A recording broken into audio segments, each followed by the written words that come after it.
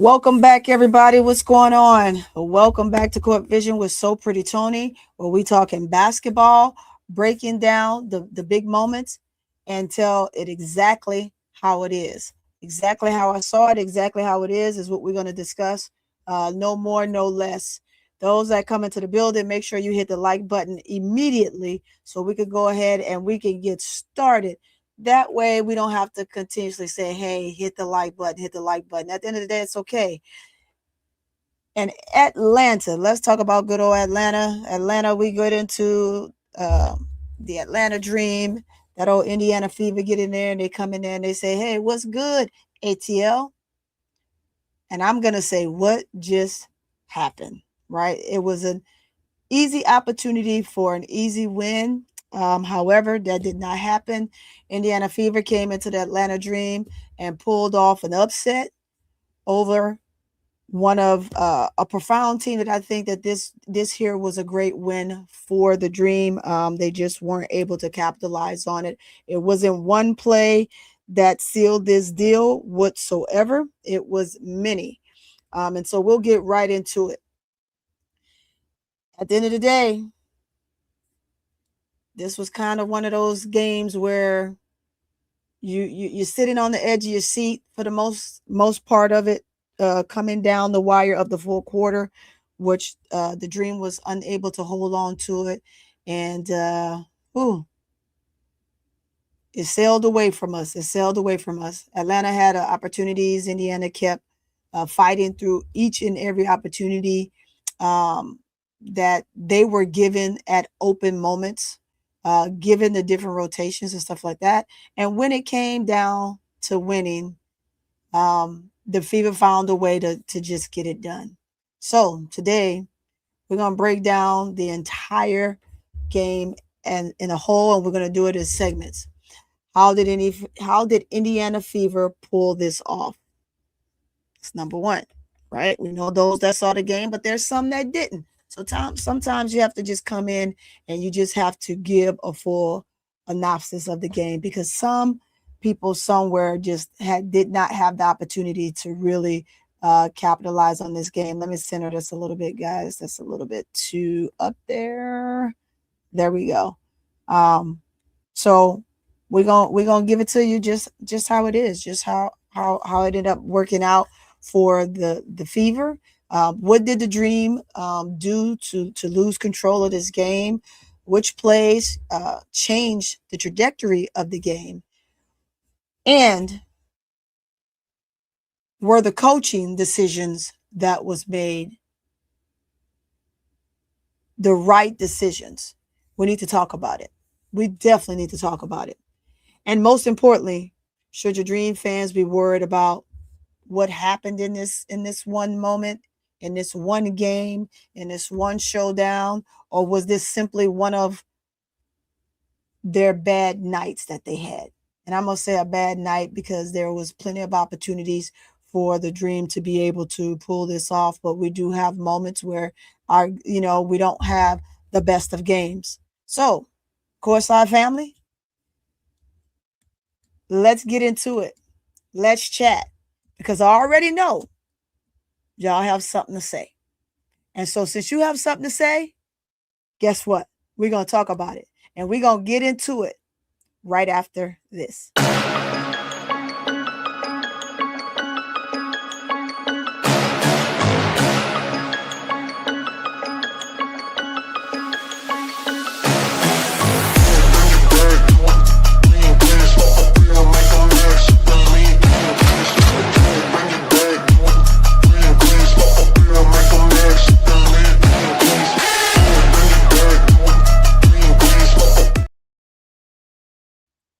All right. And we are back. And while we're back, before we get into it and we get fully started, let me go ahead and make sure I give my kudos to my chat. That you guys, I want to say thank you so much. You do a great job showing up and showing out, taking care of us and taking care of me in the chat. I greatly, greatly, fully appreciate that. We got none other than Let's Talk with the Top Dog, who's always in here, on time. And guess what? Your girl was on time today. Sometimes I'm a little bit of 5, I'm a little bit 10, and maybe 20, but I'm on time today. So that's all we worried about. We got Live, Laugh, Love in the building. What's good? Brian Lewis. We got June Brown. We got Christopher Smith. Hey, we got Hey Fair, I believe you. Thank you for coming in the building. Who else we got in here? She wins. She wins. Donna C. What's going on, y'all? What's going on? Before we get heavy into it, I want to make sure that we get some more people in the building. So let's just have some casual conversation. I'm gonna have some casual conversation with you all in the chat thus far, and we're just gonna talk about it. We're just gonna talk about it a little bit. So you tell me what you think. So far, based on those questions I asked, and if I need to ask them again, let me just run it down again. I'm gonna run it down one more time. How did Indiana Fever pull this off? Did they pull it off of their own free will? Or was there things that happened within the realm of this game that afforded them the opportunity to win this game based on simple fouls, simple fouls and mistakes by the Atlanta Dream? Where did the Dream go wrong in losing control of this game? Because that's a two-part question along with that first one. That's the second part of it. Where did the Dream go wrong in losing control of this particular game? We know that the fourth quarter was not the best quarter, and what players changed the game throughout the trajectory, whether it be in spurts, moments, the Dream, Indiana, anybody. Let's get into it. Let's get into it. So, what's going on? I see you, Super. I'm glad you're in the building. Welcome, welcome, welcome. Welcome, welcome, welcome. It said the Fever and the Dream have tied up the series for a second straight season. Yes, they have. So this to me isn't what we would call let's just put that. Let me be careful how I say it, right? It's a moment in time where the Dream absolutely controlled this game all the way down to the fourth quarter. And in the fourth quarter, they looked a little gasp. They allowed the Fever to go on a huge run before they were even able to score a first basket. And so when you have situations like that and you can't regain control of what you took care of and the narrative that you had in the third quarter, it affords situations like this. So yeah, absolutely. They're tied 2-2, and that's what I said in the pre. If you guys have not seen my show on Full Court Trio, please make sure you go look at the pregame video on Full Court Trio, where Keisha and I talked about the game prior to, things that we should look for. And like I said, whether the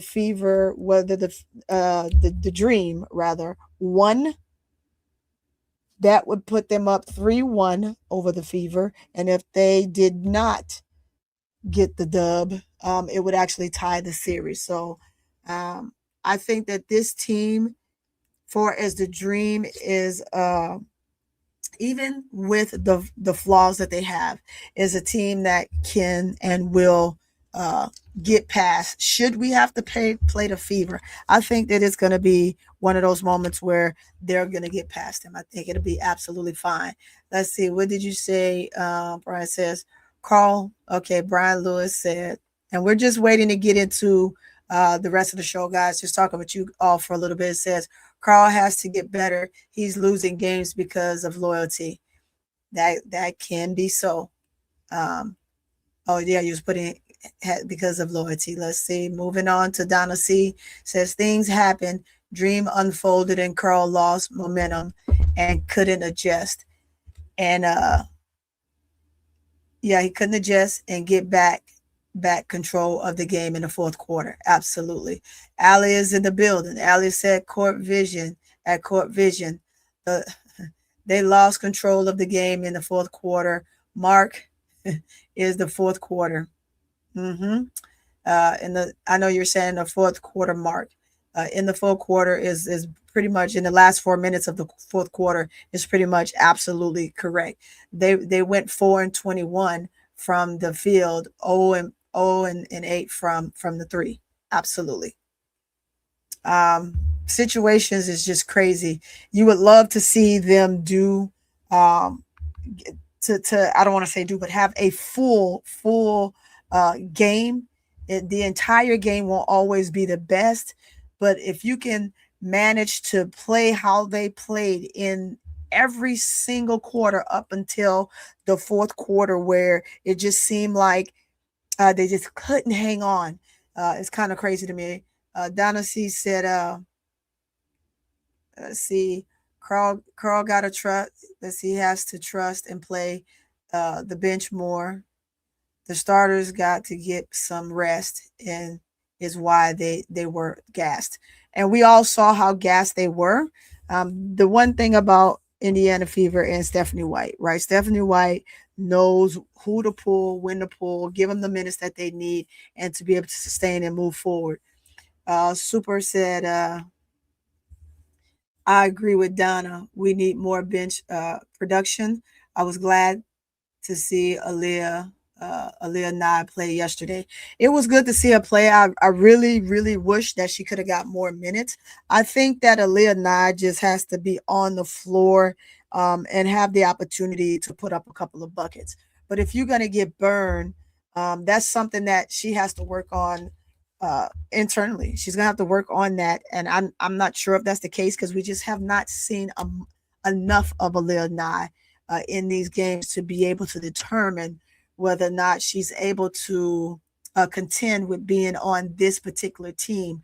We know that she looked well with the Aces, right? The Aces uh, put her in games where it got her in great eye position. I'm gonna say great eye position because she was able to maximize the minutes that she had, also being able to put up great production and points. So for Leah Nye, it's just about her being able to get on the floor and do more. Absolutely, absolutely. I totally agree, guys. When you come in the building, make sure you hit the like button. If you have not hit the like button, please do so. If you are not sub to this channel, please go ahead and subscribe. Once you do that, you're going to see a notification bell. Hit that notification bell so you're notified every single time I drop. But absolutely, I think we have to, at some point, Carl going to have to look within himself. And I know his players love him to death. When you have a coach that believes in you, believes in everything that you stand for, what you can achieve as an individual player, how you can get better, it's good to have a coach that has that type of faith in you and the ability to give you the opportunity to do some things. Now, the other question is, with Leash being the player that was cooking the entire game, and I'm asking this question, I'm not demonizing the fact that Rhyne was the last person to touch, that she got the last shot at the end of that, those last few seconds in that fourth quarter before going into overtime when she missed the three ball. But do you all feel that Rhyne should have touched the ball last? Of course, unfortunately, she was not the last one to touch the ball. It ended up being Angel, and then therefore fall into the hands of Nas, who also missed the layup. So, I mean, you got three misses at the end of that took this game into overtime. So you had three opportunities to try to win the game versus take it into overtime.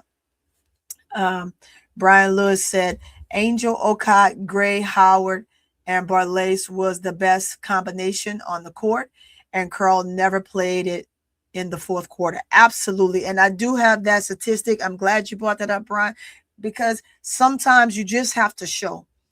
Listening to Twitter spaces and stuff like that, you get to hear so much. And I'm one that I never really go and harness in on a whole lot of what Twitter is talking about.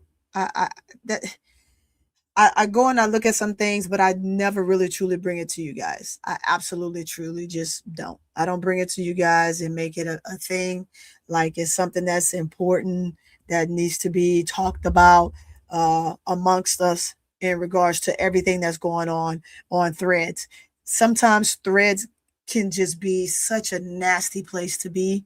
Um, Even if the team wins, and it just gets nasty across the board with any team. And let's just be frank, with any team that is not uh, a fever team.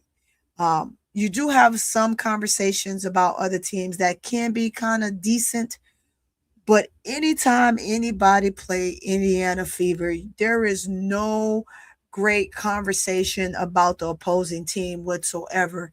It can be draining, but like I said, I've never really spent the time to just bring that here on my platform and just absolutely talk about it. But today we are gonna talk about it. We're gonna talk about it a little bit, and just the comments are just out.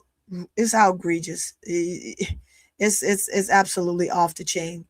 Um, Berlin says the ball should have been in leash hands. Absolutely. I'm gonna say the same. I agree with you.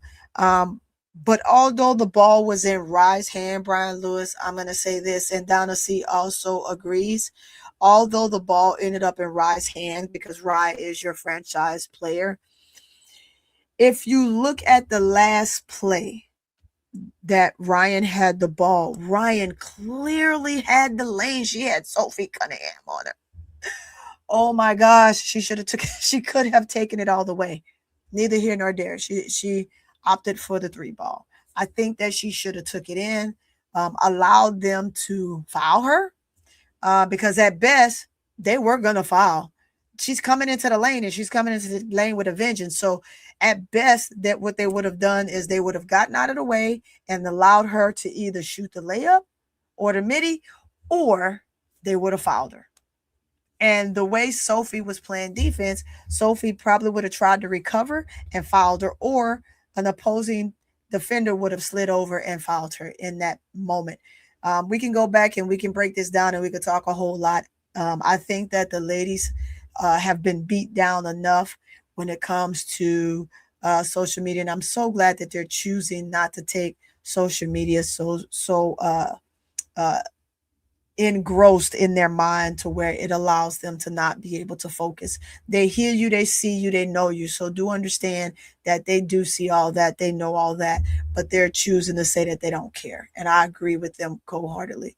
It says, hit hi Tony in chat. What's going on, Kathy? I'm glad you are here.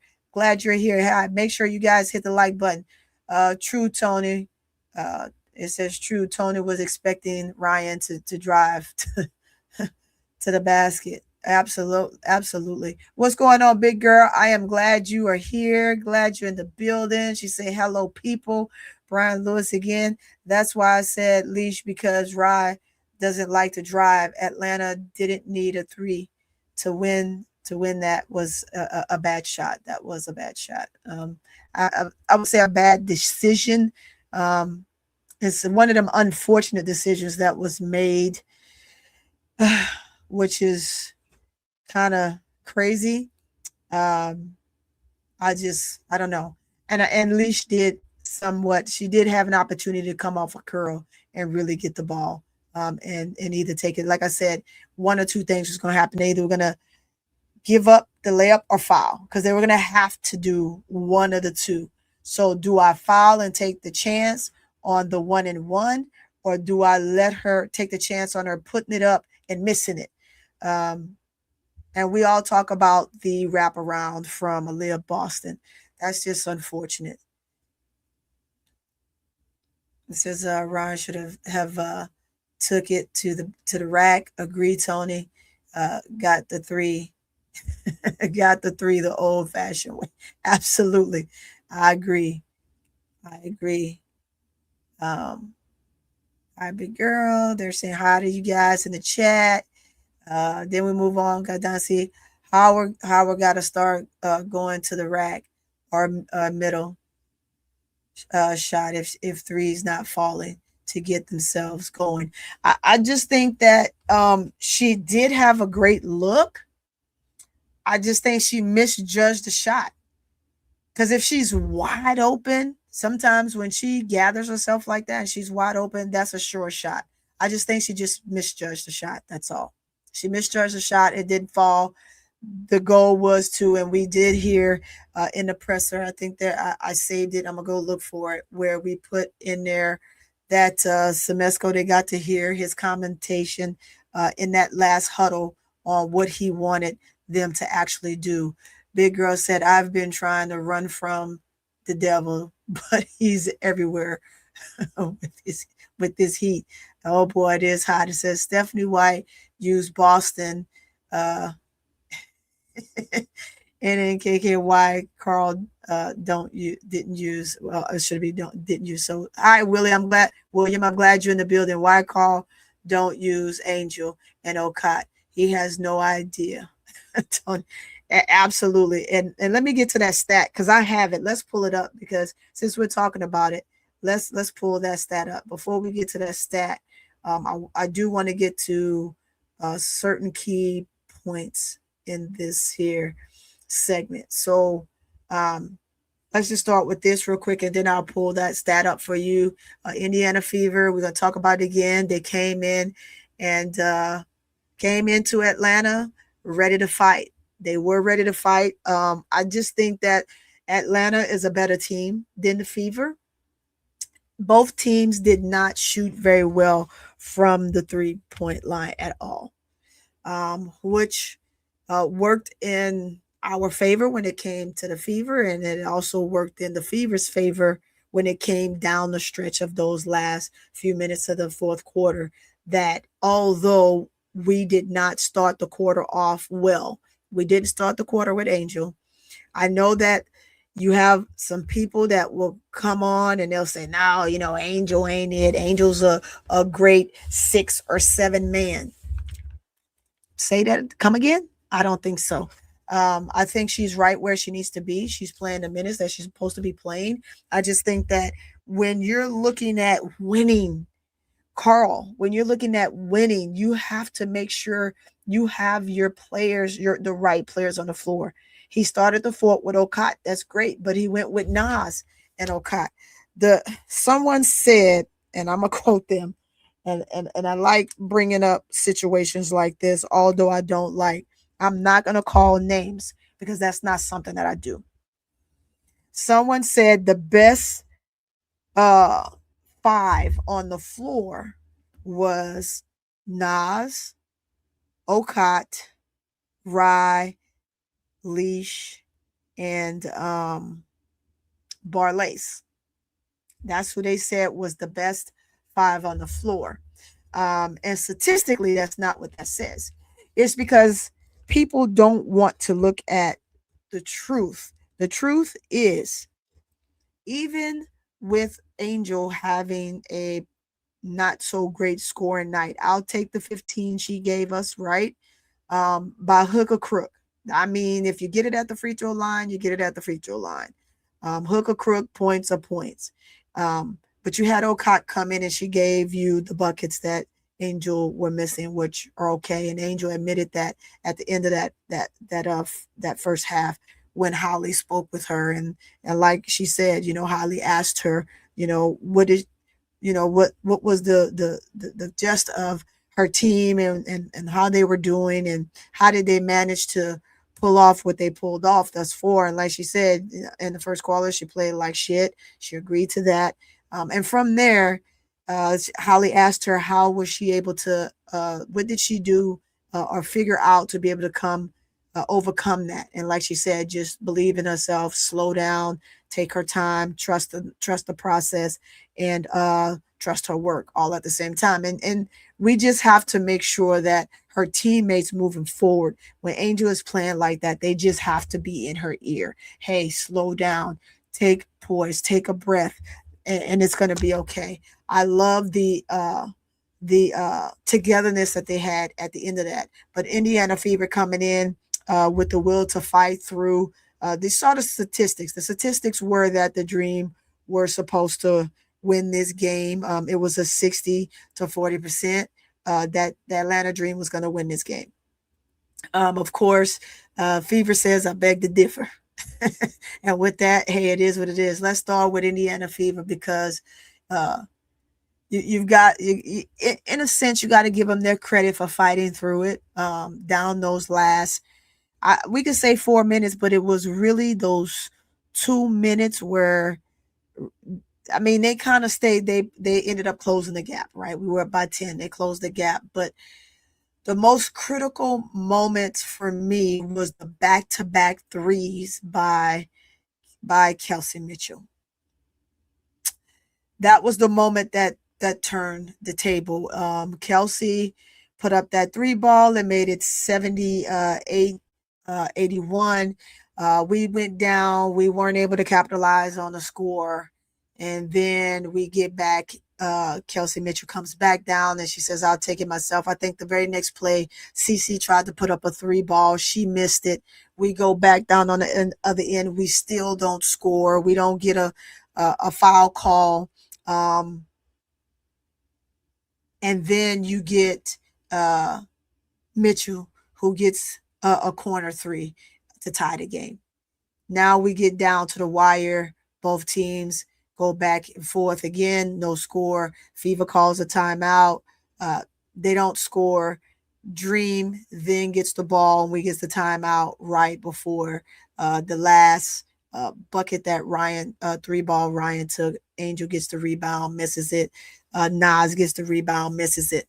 But the biggest topic for everybody is, Angel lost the game. Angel didn't lose the game. All Angel could have done was won the game. The game was already tied. So to lose the game is to be down one or down in any capacity, and she missed the layup and we lose the game. But she didn't lose the game. I really want people to understand what that means because, when folks are just talking idiotic and they don't understand basketball because they don't really watch basketball, but they only watch the highlights and they come for this young lady, to me is absolutely just ridiculous. But again, the Fever came in and I do, like I said, I have to give them credit for sticking with it, staying in the game, even when the game looked like it was lost. They stayed in the game. They didn't have a moment where they did not think that they could come back. And they did. And so to their credit, I have to give them that. I am not a hater. I don't demise any team. I don't demise any player. I think that when you're giving teams their credit for what they're doing on the floor, you have to critique the game in a whole. But that overtime, getting the Fever to overtime was 100% Kelsey. It was 100% Kelsey Mitchell. And although we were able to contain her most of the game, we let her put up buckets when it counted most, and then getting into overtime. With the Dream being pretty much the starters being tired. Also, you having players in foul trouble. Angel had 5. Allisha Gray had 5.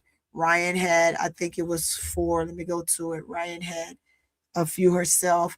And I'm going to just put this up because to me, this is, I hate seeing it, but hey, I'm sorry. I'm going to put it up. Like, this is one of those moments I have to put my girl up there. This to me is true bonding amongst a team. And you do want to give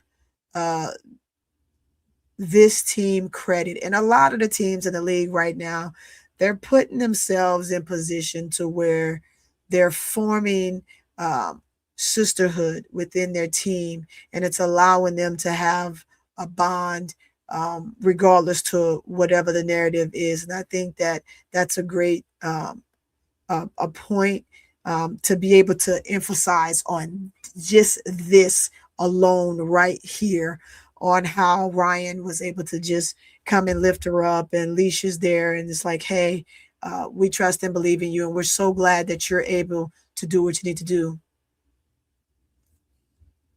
I'm not going to entertain that question because absolutely where we are, 6'8". You don't give anybody an opportunity to have conversations. You just come in here blasting without listening to the whole conversation. So CC carrying the fever in the third quarter. Who cares about the third quarter? Let a person get their narrative off. You come in here hot for no reason. I'm not going to block you. I don't believe in blocking people. But what you're not going to do is you're not going to come in here and control my chat. So chat, that's to you guys. I'm going to continue on where I am. My goal is to have interaction with you all in the chat and we all have a conversation. But I'm not going to have a conversation that depicts one player over all, right? Everybody has a key role on their team, just like on Indiana Fever. There's players that is getting it done. It doesn't matter that CC carried her team in the third quarter. What matters is the fact that was she the one that took them into overtime? No, the hell she wasn't. It was Kelsey Mitchell. So let me do what I'm doing. Let me do what I'm doing. Because you're not listening. I didn't say she was 100. Kelsey Mitchell was 100% the reason why. Stop it. Like I told you on the other panels, the only time we hear from you is when you want to put CC in the mix and make CC a highlight of something. You're not hijacking this channel with that. At the end of the day, back to what I was saying. Kelsey Mitchell, after the missed three-pointer from Caitlin Clark to tie the game, Kelsey Mitchell came back, hit the three to tie the game. Now, the game could have been won by Rhyne, who missed it. And then we turn around and we get to Angel, who gets the board, who misses the layup, to Nas, missing the layup as well. And then we go into overtime. And in overtime, it is what it is. Now we're going to move forward on to other news, because that is just not going to be the nature of my segment. Let's see. You just want somebody to give this young lady praise for every single thing. Trust me, she gets way more than that enough from everybody else. She don't need it from every single platform that you guys go on. I'm going to speak the truth about everybody. And if you don't like it, 6'8", you can leave my chat. It's that simple. If you don't like my takes, you can leave my chat. You're sitting here saying false. So if it's false, just go somewhere else where they're telling you exactly what you want to hear. Let's do that. Now, moving right along. Atlanta. We're going to get to Atlanta in the next portion. We're going to get to Atlanta and how they had this big opportunity, and which we've already discussed, right? Again, this picture is up for sheer support of your teammates. I think that any given team right now, they've all figured out a way to simply just bond. And as they bond, they're able to uplift one another in moments like this. I think this was very noble of Rhyne and Leash, because they both could have just said, you know what? And instead of going to Nas, who actually had the absolute last shot, Nas was dealing with her own emotions about missing the layup as well. So at the end of the day, this young lady did not lose this game. All this young lady could have done was won the game, because the game was already tied. Why it was tied? Because the Dream did not take care of business in the last 4 to 5 minutes of that fourth quarter, which afforded Fever to get back into the game. Now, switching back to the Fever, intangibles of what the Fever gave in this game, which was absolutely the small things that capitalized and afforded them the opportunity to stay even close, because the Dream was pushing this ball along and winning the quarters the way they did, and big also in that third quarter, where they basically put the Fever in a blender. But then the Fever decided, you know what? We got to get going. And when they got going, they pushed the narrative. And I tell you, they kicked their ass in the third. But that the second quarter, Atlanta Dream owned them all the way through. They owned them. And then when we get to rotations, we start talking about different rotations in the game. Although the Fever came out in the third quarter gunning, so did the Dream. But there was spurts in that moment where Carl decided to make different rotations, selections. And in those rotation selections, it afforded the Fever the opportunity to come back. You had Boston, who literally only had 2 fouls in this entire game.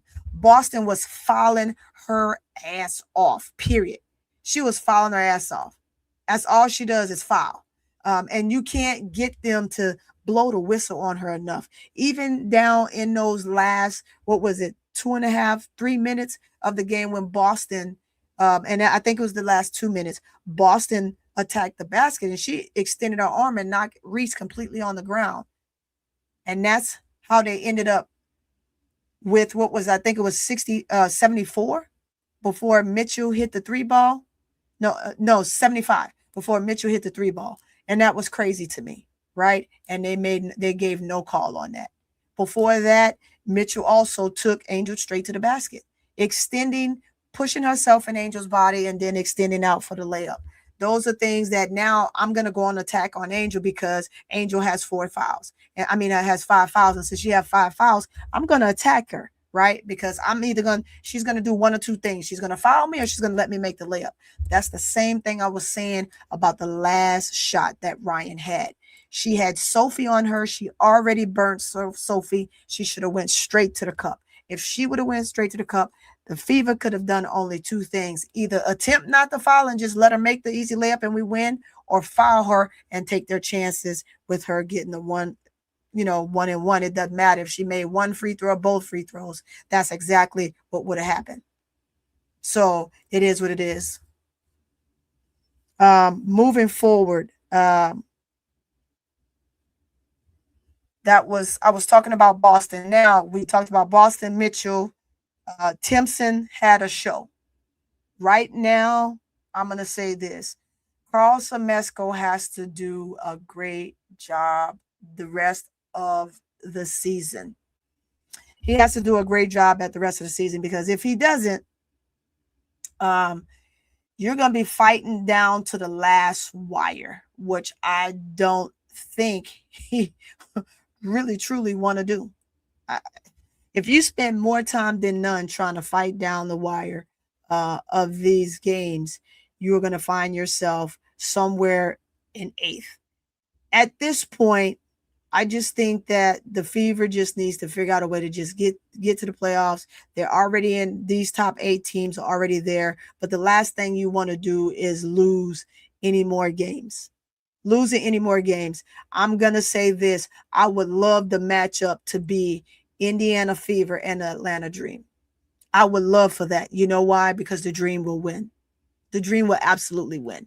And anybody thought that this last game was all Fever, they are fooled to think that. This was Atlanta's game and Atlanta gave it away. That's it. That's all to it.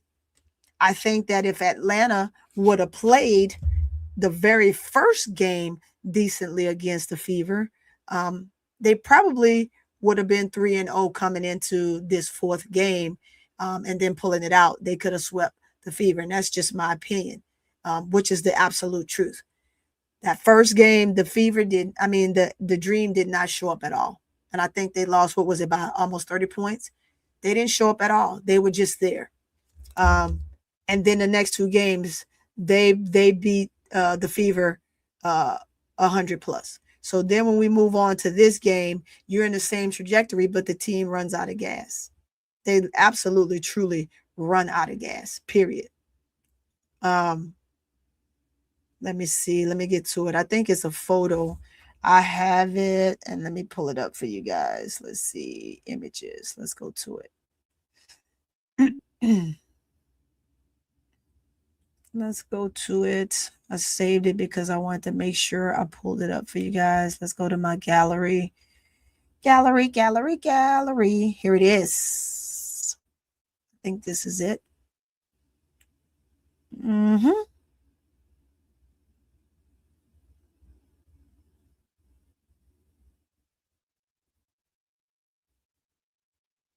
No, that one's not it. Let's see.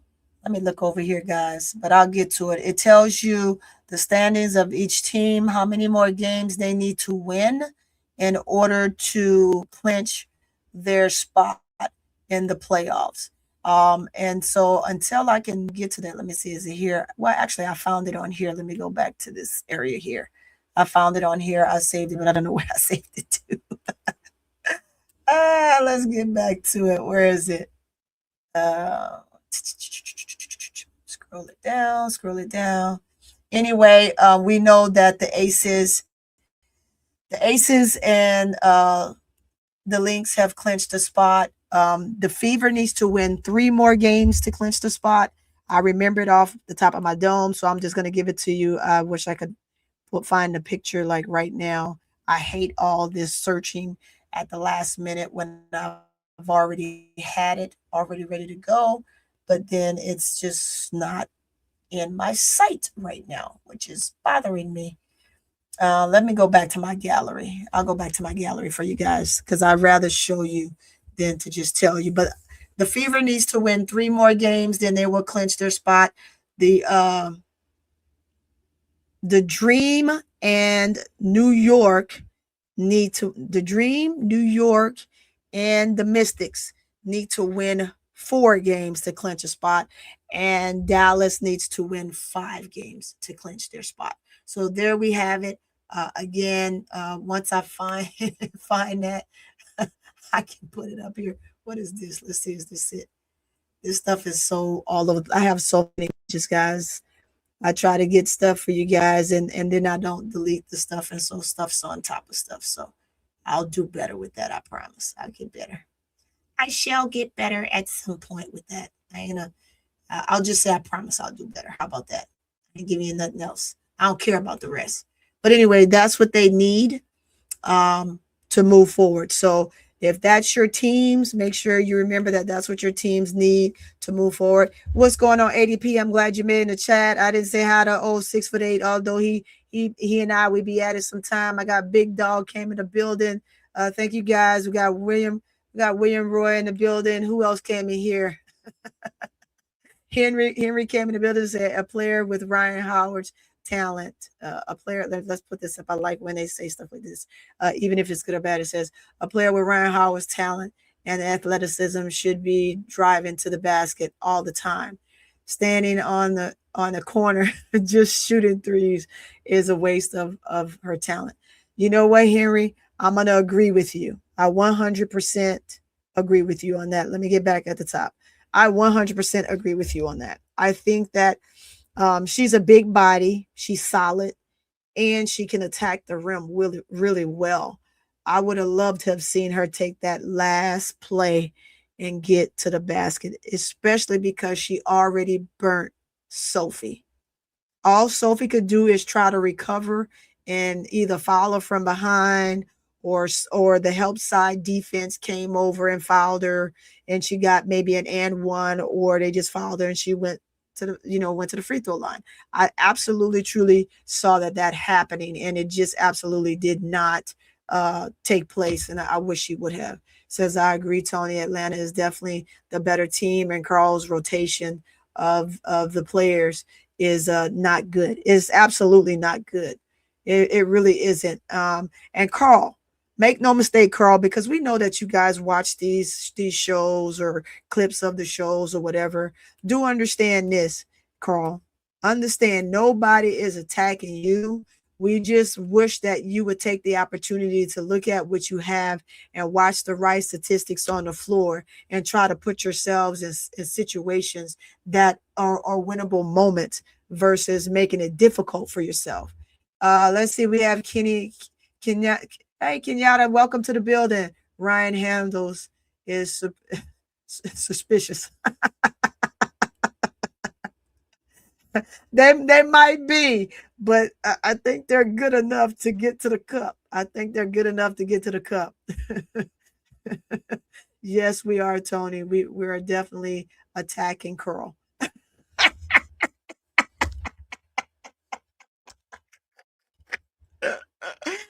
Come on, man. Be nice, y'all. Be nice. Be Nice. Where is, I did want to show, where is he? I have him here. Did I save his video? Yep, I do have video. Let me move it from one spot to the other. I got this one video I wanted to show you. You guys know I love my boy L Nose. L Nose is just, he's awesome. And he pulled it. I didn't have time to pull it because of the time that I had to get on here, and I wanted to make sure I came on time before Big Girl had my head. So to keep Big Girl off my head, I went ahead and I just got L Nose. I got his take. I got his take on this particular portion here, and it's right at the 308 mark. So let me get, hold on. Let me, there we go. There we go. Let me time that out. And let me get it back over here to you guys. Let's see. Uh-oh, that keeps popping up. Get off of here. Let's delete you, remove you. I don't like that video right there. Let's see. Let's put up L Nose. And so we're going to break down. And so, guys, if you ever want to know where to go to these statistics, just let me know. It's super easy. It's right down, right down the web. But it's easy to get to it. Hey, shout out to L Nose. I like his takes. He does a phenomenal job on what he does. He takes his time. He's not on very long. But let's put this up. And I want to get straight to this portion right here. This chart. Let's get to this chart. And you guys take a listen. Uh-oh. I guess if I take him off of mute. See, I'm dealing with the fact that how Angel Reese get criticized and critiqued after a game where she went 15-14. Do she have a flaw? Yes. Yes, she has a flaw. This is the perfect pair for your So iPhone. they talked about the And most played lineup. processors. Let me mute that and take it down until the video is over. I can hit skip, but guys, we get paid for these videos, so let me let it run a little bit behind the scenes, but never yet. I don't need to worry about that one. Let me pull it back up. Let's get back to L. And this is something I talked about on my channel, and someone else pulled this up. And let's go back just a wee bit. There we go.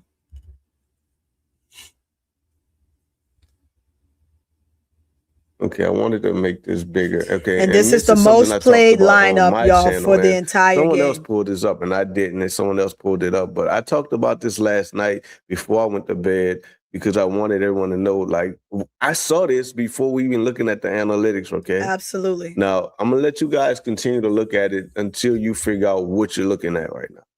And then I'm going to explain this to you, okay? And actually, I'm going to pause it so y'all can look at it. Because, again, I'm going to take it back to threads, right? I'm going to take it back to threads and just listening to the lengthy conversations and all of everybody notions that feel like they know it all, right? And they really, truly don't.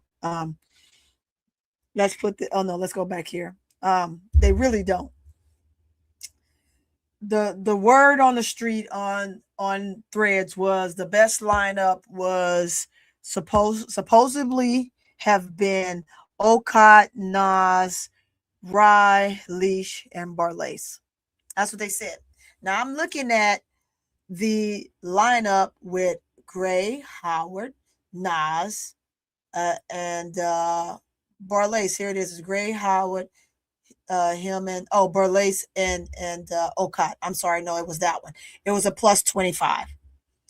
You see, it's the second to the last group at the bottom, right? Again, that's Gray, Howard, Hillman, which is Nas, Barlace, and Okot. They said that was the best group on the floor.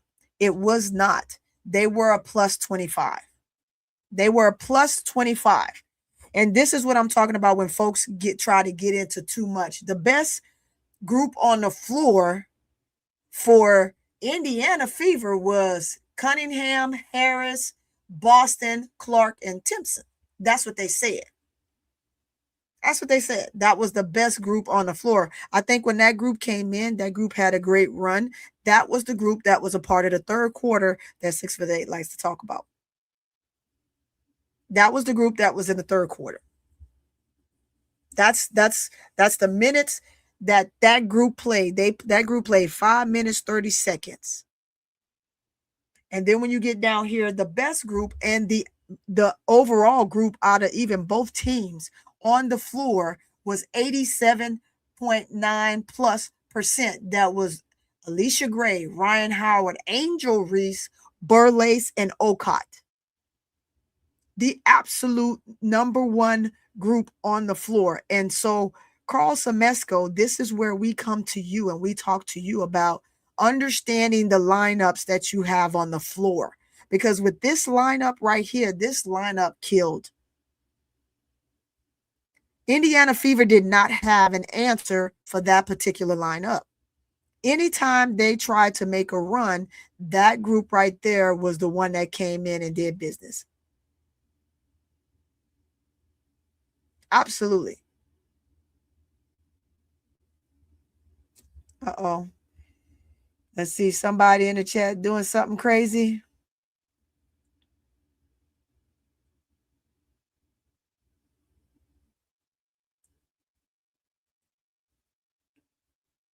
And I'd like to pause and do this because one thing I don't want is I don't like drama in my chat. I just don't. But moving forward, out of both teams, your best lineup was just what you saw, just what I called off, and I'm gonna call it off again. It started off, you had this group right here, which was Gray, Howard, Hillman, Burleigh, and Angel, and they were a negative 67.9. And when you do that, remember, this is a smaller lineup. You have the only big person on the floor is Angel. That's that first lineup you see that played 14 minutes, right? They played 14 minutes together, and they were a negative, like a big negative. That was the worst negative, right? Because you have no size. You didn't have someone else that you can put in there that will really help sustain, which means you needed another big on the floor to help mix up what was going on when it comes to having Timpson just eating up and knocking down shots left and right. It was Timpson, to be honest with you. Omega Red, I'm glad you're here. You're here. What's going on? Thank you for coming in the building. I think that and although people give Canada a hard time, I did in the beginning, I don't anymore. I mean, I definitely did in the beginning. But after the first few games, I just had to start giving her a little bit of grace because she are doing some intangibles that actually truly work for us. But then you have Burleigh in there because your actual starting point guard was Sherrard for this game. And we played her only 5 minutes. He didn't play her very much. So Burleigh had to be that big person that came in and got stuff done. So then the next lineup, like I said, the next lineup that was it had Sherrard, Angel, Nas, Howard, and Gray. As you can see, look at what we're talking about here. The lineup is small. I like Nas, but Nas is small. At best, Nas is going to be a 3 in this league. She's been playing that 3-4 position, more so 4-3 position for quite some time, where she's really going to have to move to the 3, and we use her down there when need be, because at times when she's out, Carl likes to put Ryan down there. If anybody ever paid attention, and he goes small like that, he'll put Ryan. It'll be Ryan, Angel, Leash, and then Jordan Canada, and maybe Burleigh. You've seen that lineup quite a bit. Yes, big dog, Nas was getting cooked. Nas got cooked by Timpson all night, as to why Timpson has 40 points. A career high for her. and we gave it to her. Nas is just small, she's doing her best. That's all I can say. But even if she's down there and she's defending, if the players are extremely taller than she is, then that's what happens. And Timpson isn't no small girl. Timpson is not small at all. So Timpson put up 20 points. She even scored on Angel, but I can understand why Angel let that go, because she has to find ways to stay in the game, to stay eligible to be able to stay on the floor and not get herself in foul trouble, which again, someone so kindly, such as Wody Mack last night, out of nowhere, when we were having a good conversation, decided he wanted to bring up turnovers. Oh, what are we going to say about the 4 turnovers? Well, what are we going to say about them? What about them? Yes, Angel had 4 turnovers. So what? 2 of them were offensively. When we start talking about turnovers, let's talk about how the turnovers happen. It is not a point blank. She has the ball and she's passing it and she makes a bad pass. Bigs get offensive calls all the time because the guards don't allow the post to get settled into the screen. So immediately while the screen is being set, if the guard is moving already, guess what? When they try to rub off, the post is going to be charged with an offensive call. That offensive call is what? It's a turnover. It's a turnover.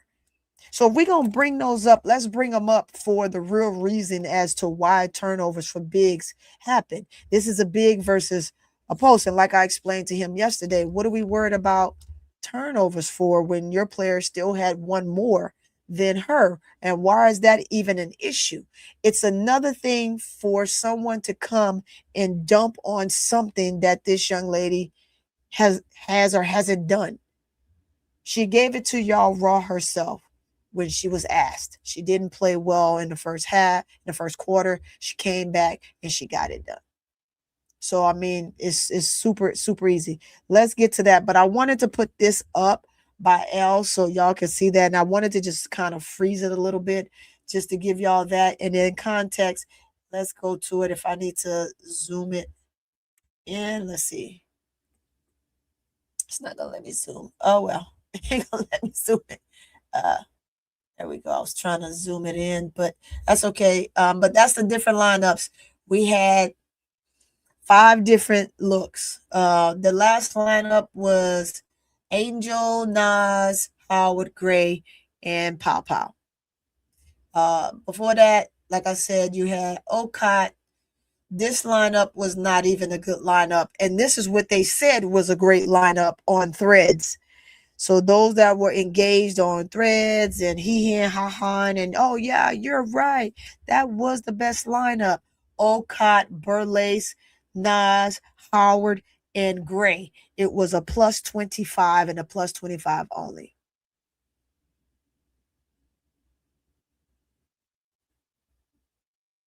Absolutely, that was it. Even the lineup with having Pow Pow and taking Borlace out and moving Okot and having Nas in. You didn't have Angel in that lineup. So there was like, no, that was the best lineup. It was Hillman, it was Gray, it was Howard, it was Borlace, and it was Okot. That was the best lineup. I beg to differ. That's not what it says here. That's not what it says here. What it says is the best lineup was Okot, Angel Reese, Burlace, Ryan Howard, and Allisha Gray. That was your best lineup on the floor, and that's the ones that gave you the highest plus minus, and that's amongst both teams. I mean, it got so bad for one time for the Fever where there was a negative 133 because they had Cunningham, Russell, Billings, Harris, and Clark on the floor at the same time. I'm never going to agree to have those players on the floor with Clark. I'm not all at once. You took out all your starters and you gave her all bench players. Just like I wouldn't ask for that for Ryan Howard over here on the Atlanta Dream.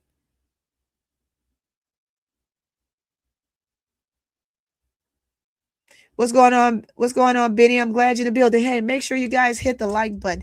Hit the like button if you just came in the building or you've been in the building and you haven't hit it yet. Make sure you hit the like button. It's extremely important that we hit that. But I'm going to take L down. And there is, let me put up the scoreboard. Let's get the scoreboard up. Let's get it up.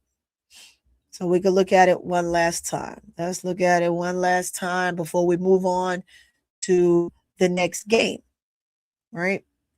The next game is going to be crucial for us, but the Aces, every time they come off of a loss, they seem to come and take it out on us and beat us senseless. But I think if the Dream play like they played, but are a better finishing team, if they played like they played against Indy, but finish better, I think we'll come out with a dub. All right, let's get this up. All right, point score by quarters. Let's get back to the quarters. It was an absolute disaster in the fourth quarter. That fourth quarter was 17-9.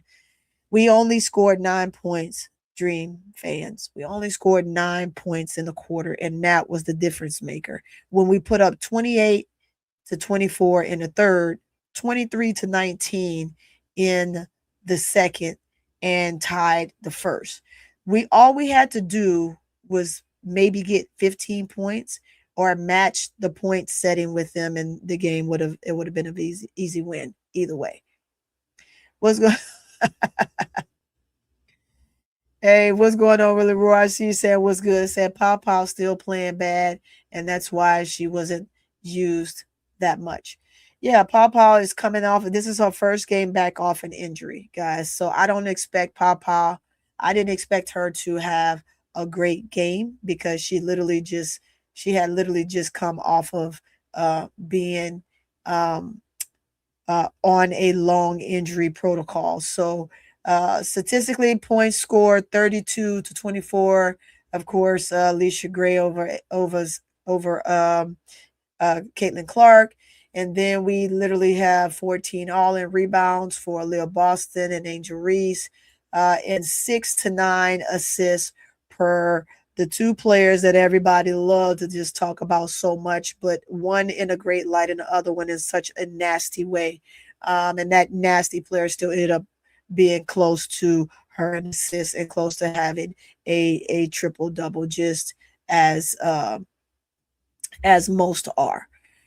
But moving forward into the box scores, we get to the box scores here. For real, Mike, like how many times we're gonna explain next topic.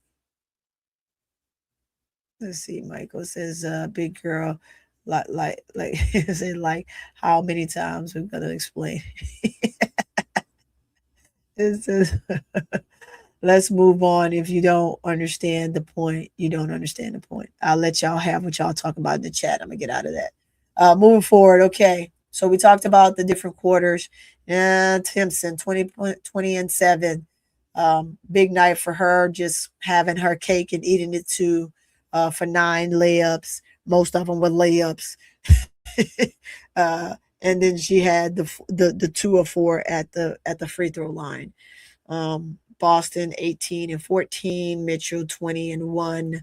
Hall is still trash. I like you, Hall, but you play trash for the Fever. Clark 21 3 21 and 9. I'm sorry, 21 and 9, 9 assists. We won't talk about her rebounds because she's more of an assist candidate than a rebounder. Someone tried to say that the young lady had six turnovers. No, she didn't. I know she had 5. She has 5 turnovers. Moving on down to the bench, Billings.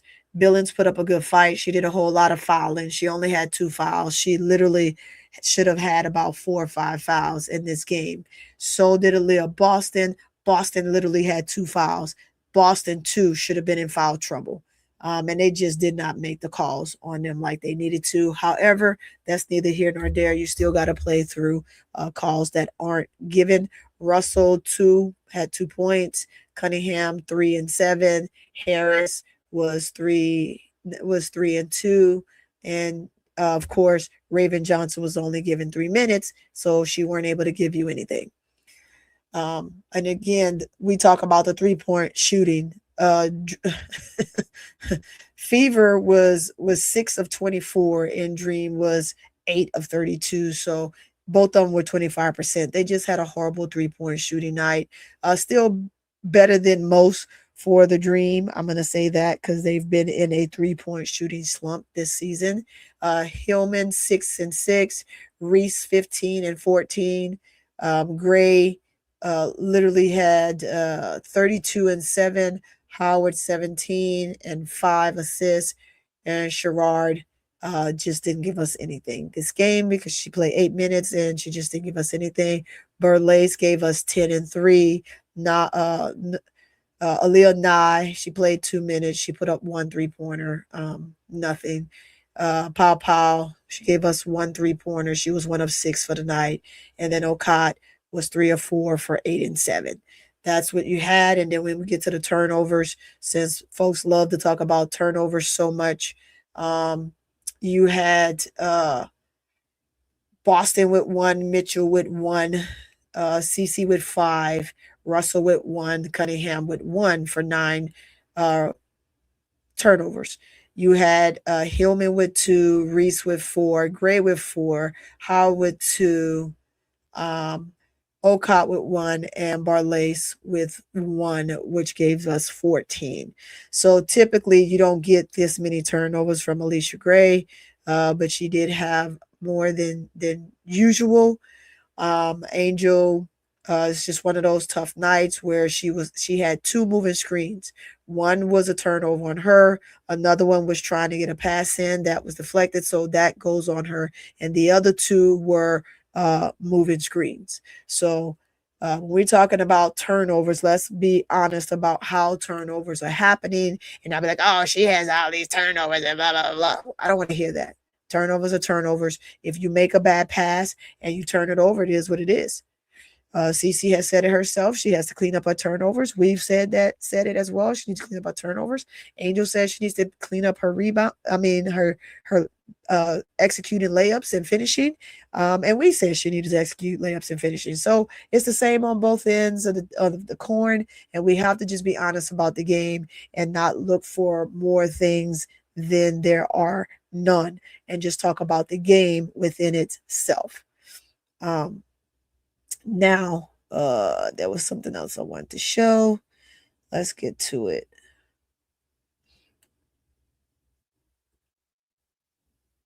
Let's get to it.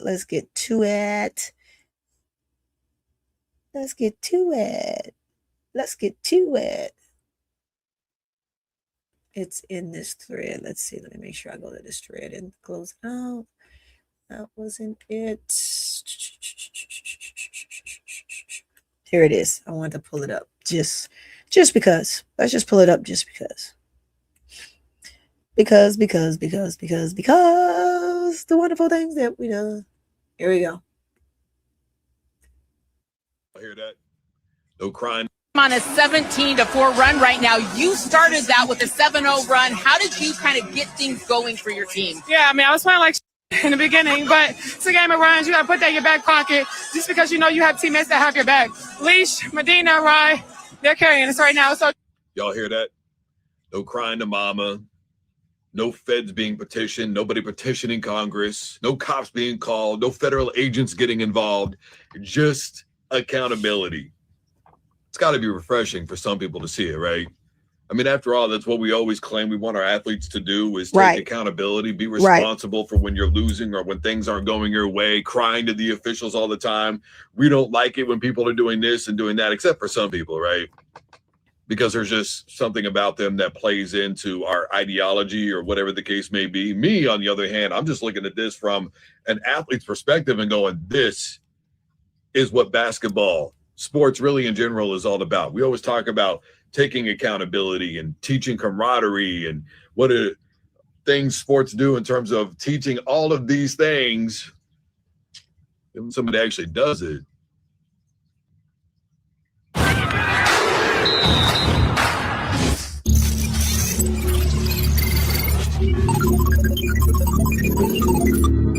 Your team on a 17-4 run right now. You started that with a 7-0 run. How did you kind of get things going for your team? Yeah, I mean, I was playing like in the beginning, but it's a game of runs. You got to put that in your back pocket just because you know you have teammates that have your back. Leash, Medina, Rhyne, they're carrying us right now. So y'all hear that? No crying to mama. No feds being petitioned. Nobody petitioning Congress. No cops being called. No federal I wanted agents to play it one more involved. time. Just accountability. Keyword. I mean, I'm after sorry. all, that's what Keyword we always claim we accountability. want our athletes to do is take accountability, be responsible for when you're losing or when things aren't going your way, crying to the officials all the time. Right. We don't like it when people are doing this and doing that, except for some people, right?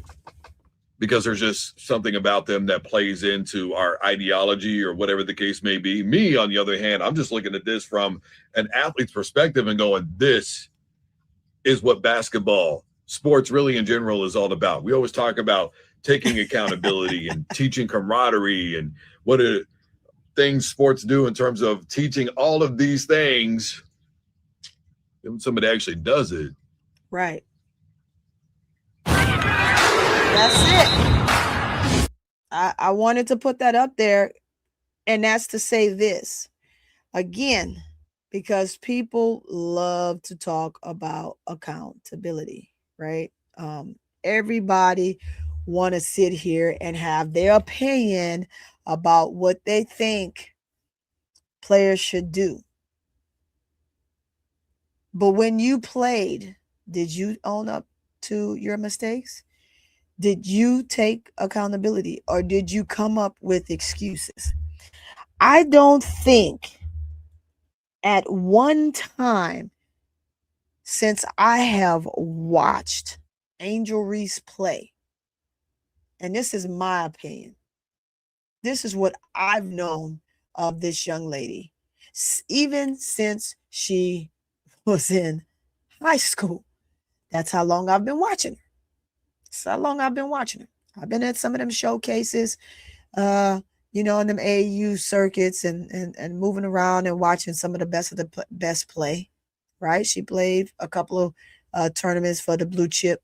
Blue Chip is a big team. Boo Williams, those guys, right? Those are big organizations in which my team was always a part of. So I've always we were Team Express, by the way. Team Express. There's two Team Express. There's Team Express with the big X. Under Express, that's us.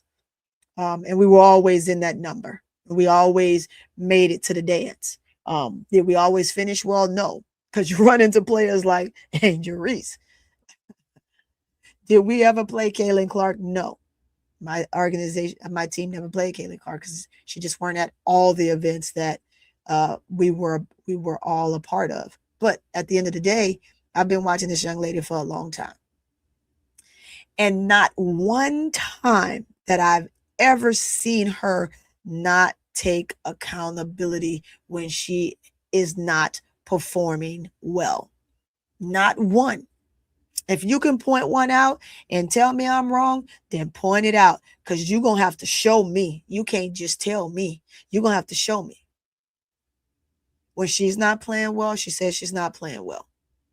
When other teammates are showing up and getting it done, guess what? She announces it. She says exactly that. What did she say at halftime? She literally said the ones she was like, Leash, Rhyne, Okot, they were the ones, Nas, they were the one that was carrying the team. And so, while she was playing like shit. I think those were her exact words, right? And then Holly asked her, how did she work her way through that? She said, just woosahing, taking her time, taking a deep breath, trusting the process, and trusting in her work. So when everybody else is out here calling her names and out her name, just ridiculous, and not giving her the praise when praise is due, is very sickening. It's getting to be where it's just starting to I'm starting to get sick to my stomach, because it's not about basketball. It's not about you just poking and making fun, or you just critiquing. It's no longer critiquing at this point. It's downright hatred. And I'm gonna tell you something, God, guess what? He looks high and he looks low. And trust me, he knows. And those that don't believe in God, whoever your faith is, you believe in, I'm gonna tell you, man, when you're on that deathbed, and trust me, I worked in the medical field for quite some time and I'm still there. I worked in the ER, maxillofacial surgery. I was in there helping those guys that got shot in the face or got their jaw broken. They was in the midst of something. And we were sitting there reconstructing their jaw or fixing a fractured bone in their cheek, working on a skull. These are some of the things that I've done. I have a lot of experience in a lot of things, guys. But it's accountability. It's one of those things. If you do not own up to and take accountability, man, it's sickening. And watching all of that, I was never sick one day to my stomach at all in that OR. In that OR, I wasn't sick one time. But the most sickening thing is I just literally took the evening yesterday, and I just listened to threads until everybody was done. I watched the comments. I saw some of the channels. Didn't really open them up. I just saw the titles. And it is just god awful. It's god awful, man. Y'all are, those that are doing that, you guys are just the worst. And if you don't have children and you end up having kids, you know what? When things don't pan out, or even there in your life, something's going to go wrong and you're going to wonder, man, why is this happening? It's going to come back to this. There are life lessons, you guys, there are life lessons. And because this isn't just about fun anymore. It's beyond, it's 3 years of it.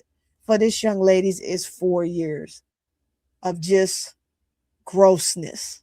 It's gross. It's sickening. You're sick in the head. To demise every single thing, every single time you see this young lady is crazy. It's crazy.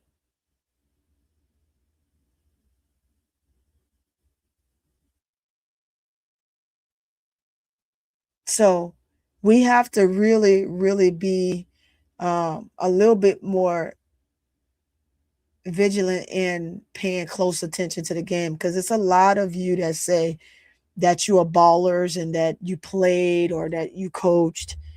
And if you did and you are able to sit here and consistently degrade this young lady the way that you do, then I don't know what type of sport you played, because it wasn't basketball.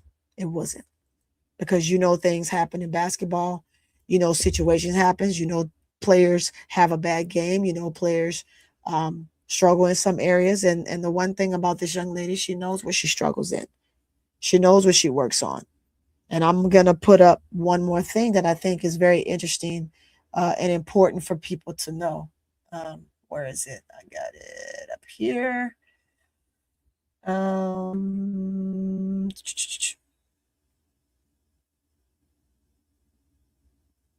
Man, every time I see that moment, it's crazy. She literally just, I'm sorry. Like, really? I mean, everybody should have been saying sorry at that point. I'm just going to put this up here. I just think that this is such a very touching moment, just to kind of see, like, it's a very touching moment. And she's like, sorry. And they're like, you don't have to be sorry. You're fine. We got you. We got another 5 minutes to play. That is important. That's the stuff that's important to me. That's the stuff that's important as a coach. You want to see that you have within your team and the balance of your players and how they can pick each other up. And with Rhyne being a franchise player, it is absolutely her job to make sure she pick her players up in those moments. And like Leash said in an interview, and I'm going to get ready to go to that interview real quick, and we're going to talk about that interview for a little bit.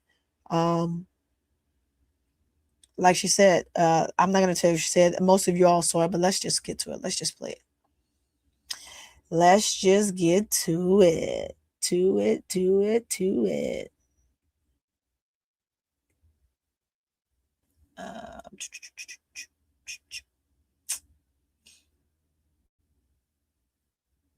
I think this one's it.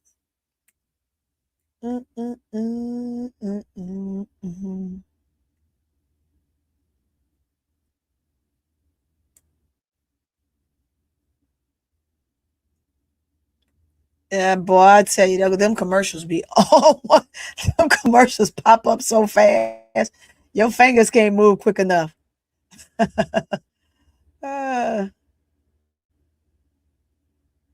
It says, I think they're talking. Big Girl says, that's why I was disappointed in all the supposed Angel Reese fans talking about she lost the game. Now, whoever says she lost the game absolutely weren't paying attention because she didn't lose the fucking game. The game was tied. All she could do is win the game or they go into overtime. So to lose the game would be that they needed to be behind a Big Girl. And I'm sorry, I just jumped into you guys' conversation. I'm waiting for this commercial to be over because I need to play the commercial because I need that change. I need that. Okay, it's almost over. Let's get to it. Why does this one? I didn't ask for this one. That's why. Let's get back on here. These dang on things. Let's get to it. And guys, great conversations in there. I see some good conversations. I see some not so great conversations. I just wish that everyone had an opportunity to really just hear each other out and not be so weird. Let's see if we pulled up. What was this one? Let me get to it. It is titled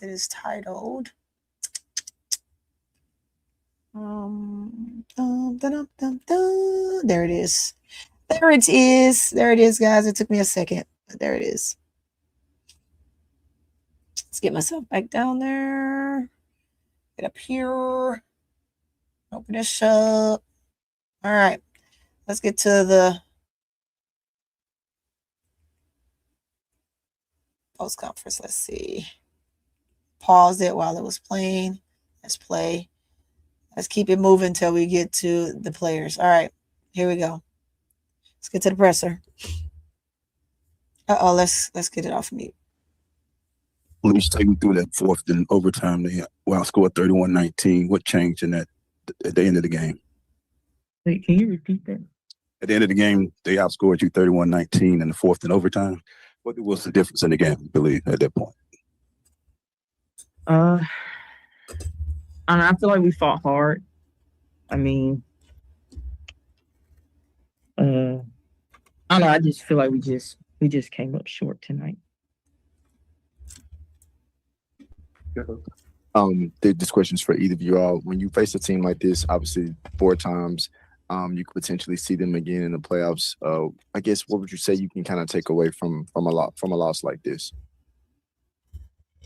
That we're right there, and I know tonight didn't go the way that we wanted to, but we had some plays down and we showed some fight, and I think although we didn't get the win, I think there's some promise that we know that we can beat a team like that.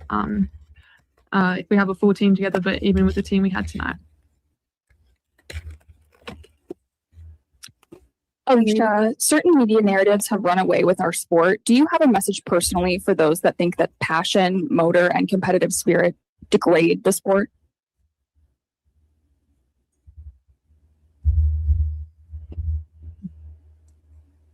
I mean,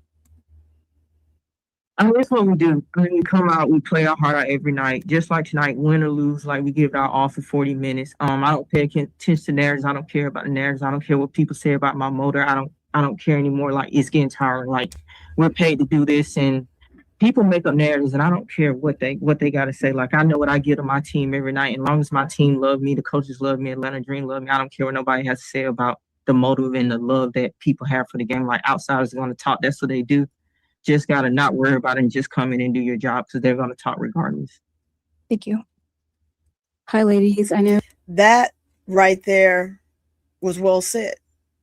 Because if these ladies spend their time listening to all the negative press that's out there, or listen to someone praise them but degrade their teammate,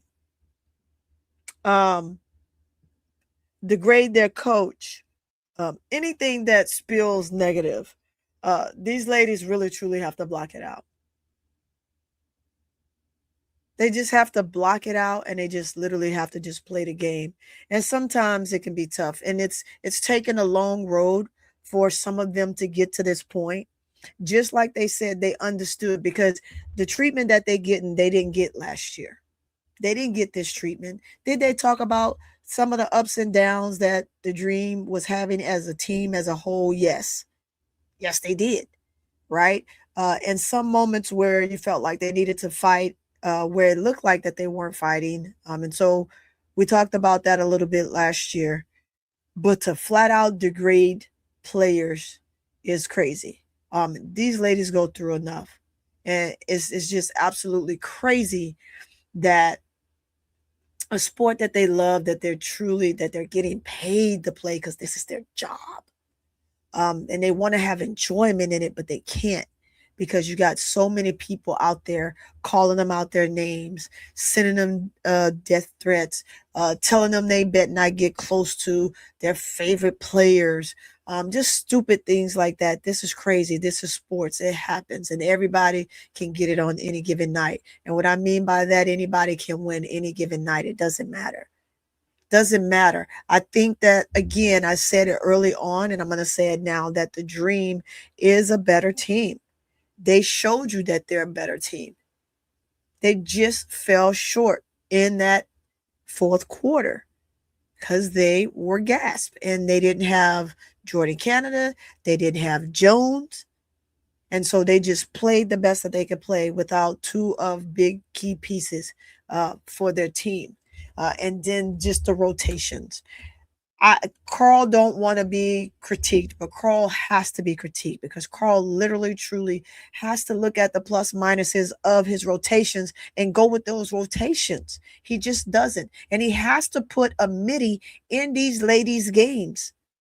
We all know that Angel could shoot the midi, no problem, hands down.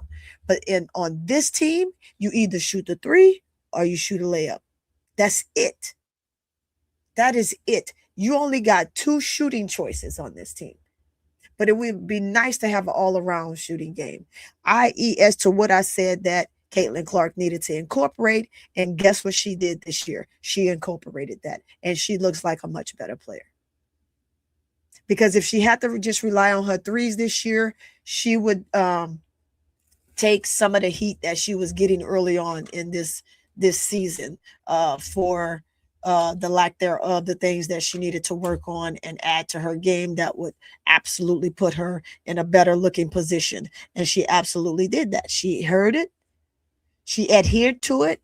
She fought it in the beginning, but now look where she's at. She's listening. She's getting it done.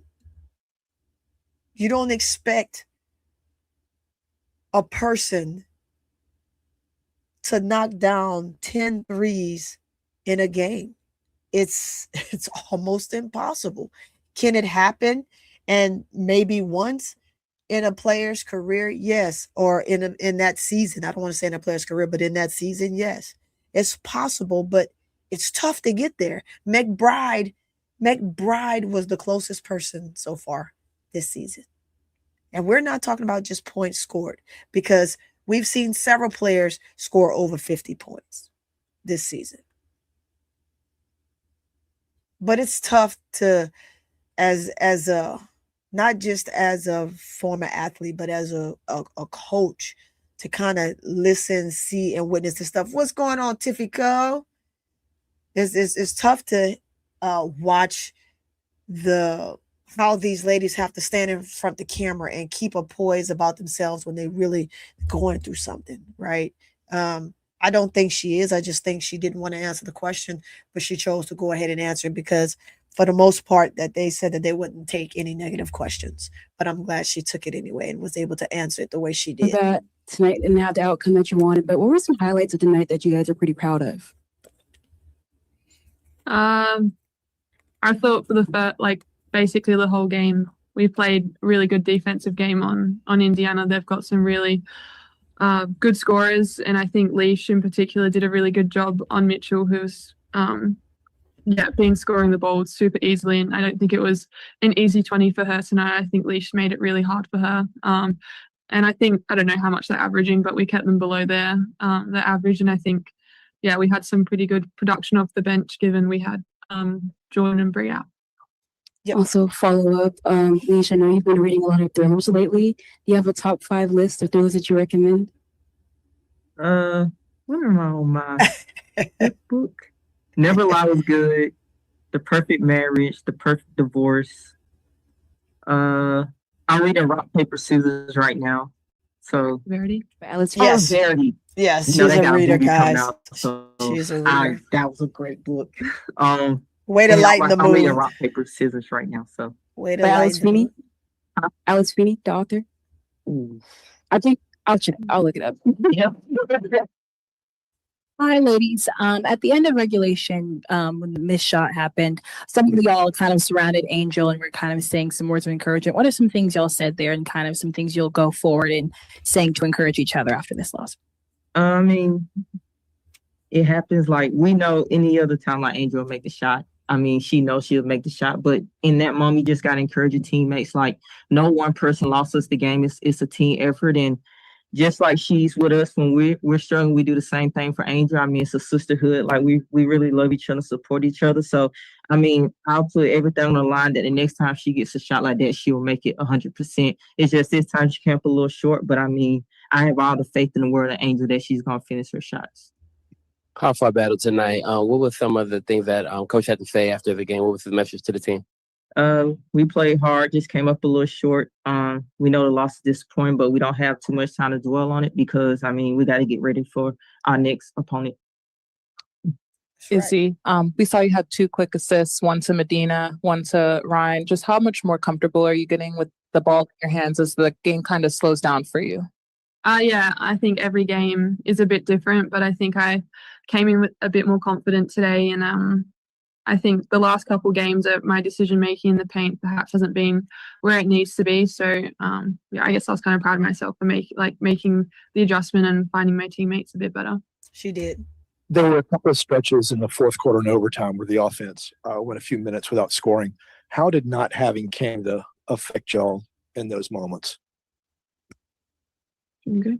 You just got to have the next man up mentality. Some nights you're going to have your team, some nights you're not. I mean, that's just something that we got to figure out when we're one man down, how to execute at the end. But, I mean, I feel like we played well. We just came up a little short.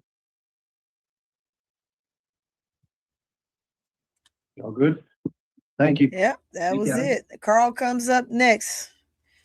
I don't know, y'all.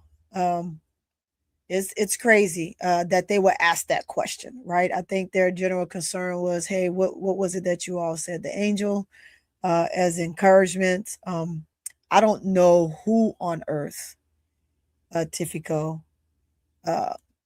along with a few just silly folks that said, oh, Angel lost this game. How did she lose a game again? If you are not down by 1 and she misses that shot, you lose the game, right? The game's over. You don't get to play no more. She missed a shot, just like Ryan missed a shot, just like Nas missed a shot. We had 3 opportunities, 3 people. 3 people. And all 3 of them missed it.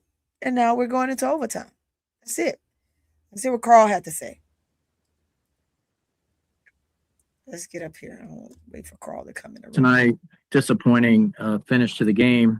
Kind of a tough fourth quarter for us. And then, we had a chance to win it at regulation and it just didn't go down. And, then we had to try to compete in overtime. I thought players try to execute the game plan really well, especially defensively. It's just disappointing to come up short when we had an opportunity to win. Yeah.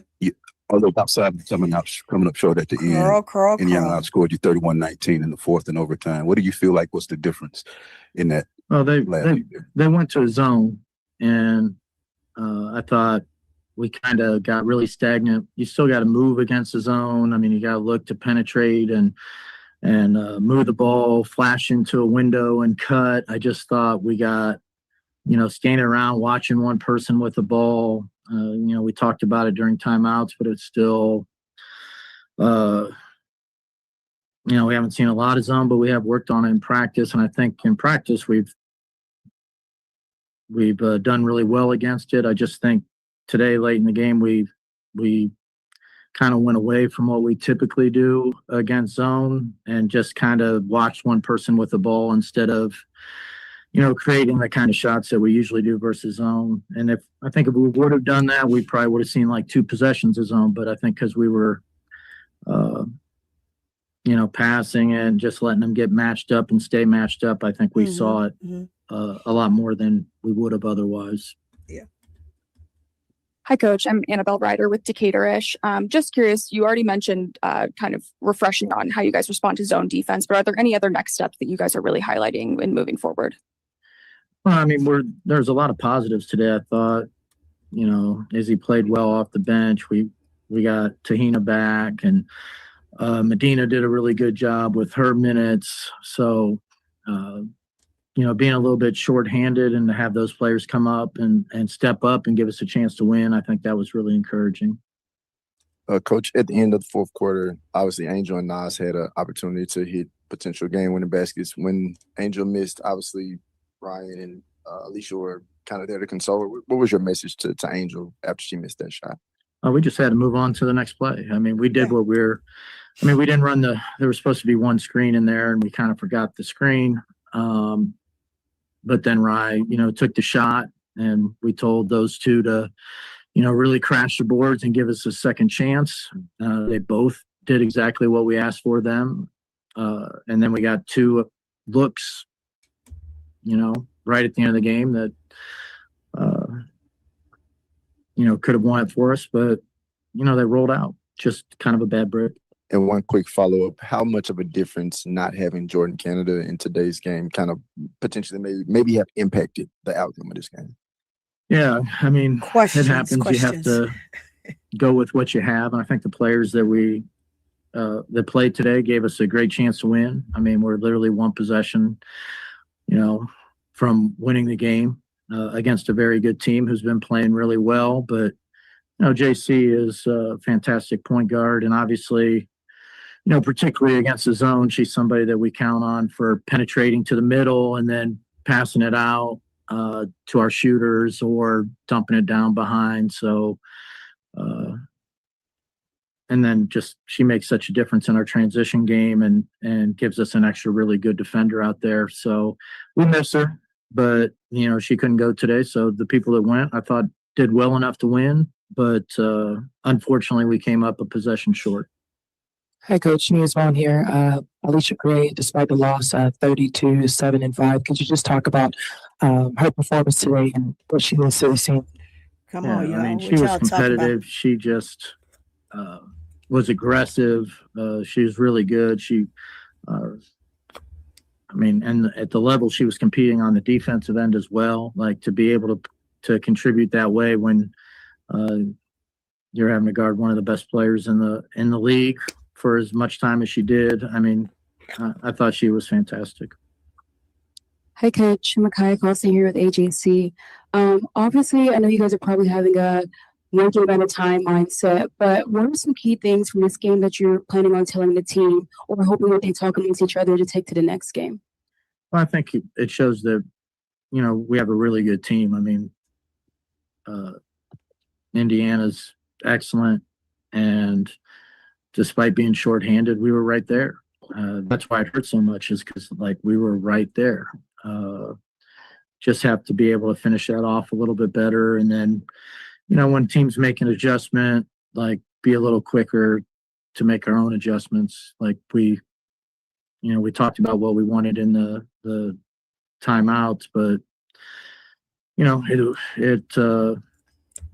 I tell you, we just one thing that we have an issue with is, and this year we've actually been so much better with it. Like fourth quarters have usually been ours. But one thing in the past we had trouble with is it get to the fourth quarter and then we just watch one person with the ball try to create everything. And it was just a weird time for that to come back up. Like that hasn't been us all year, and I don't expect it to be us going forward. Right. And even despite that, I mean, we had our chance to win. Yeah. Hey, Coach, obviously down some players, but with Tahina, were you looking to kind of like slowly incorporate her back into the game, or like just with her substitutions, what were you looking for?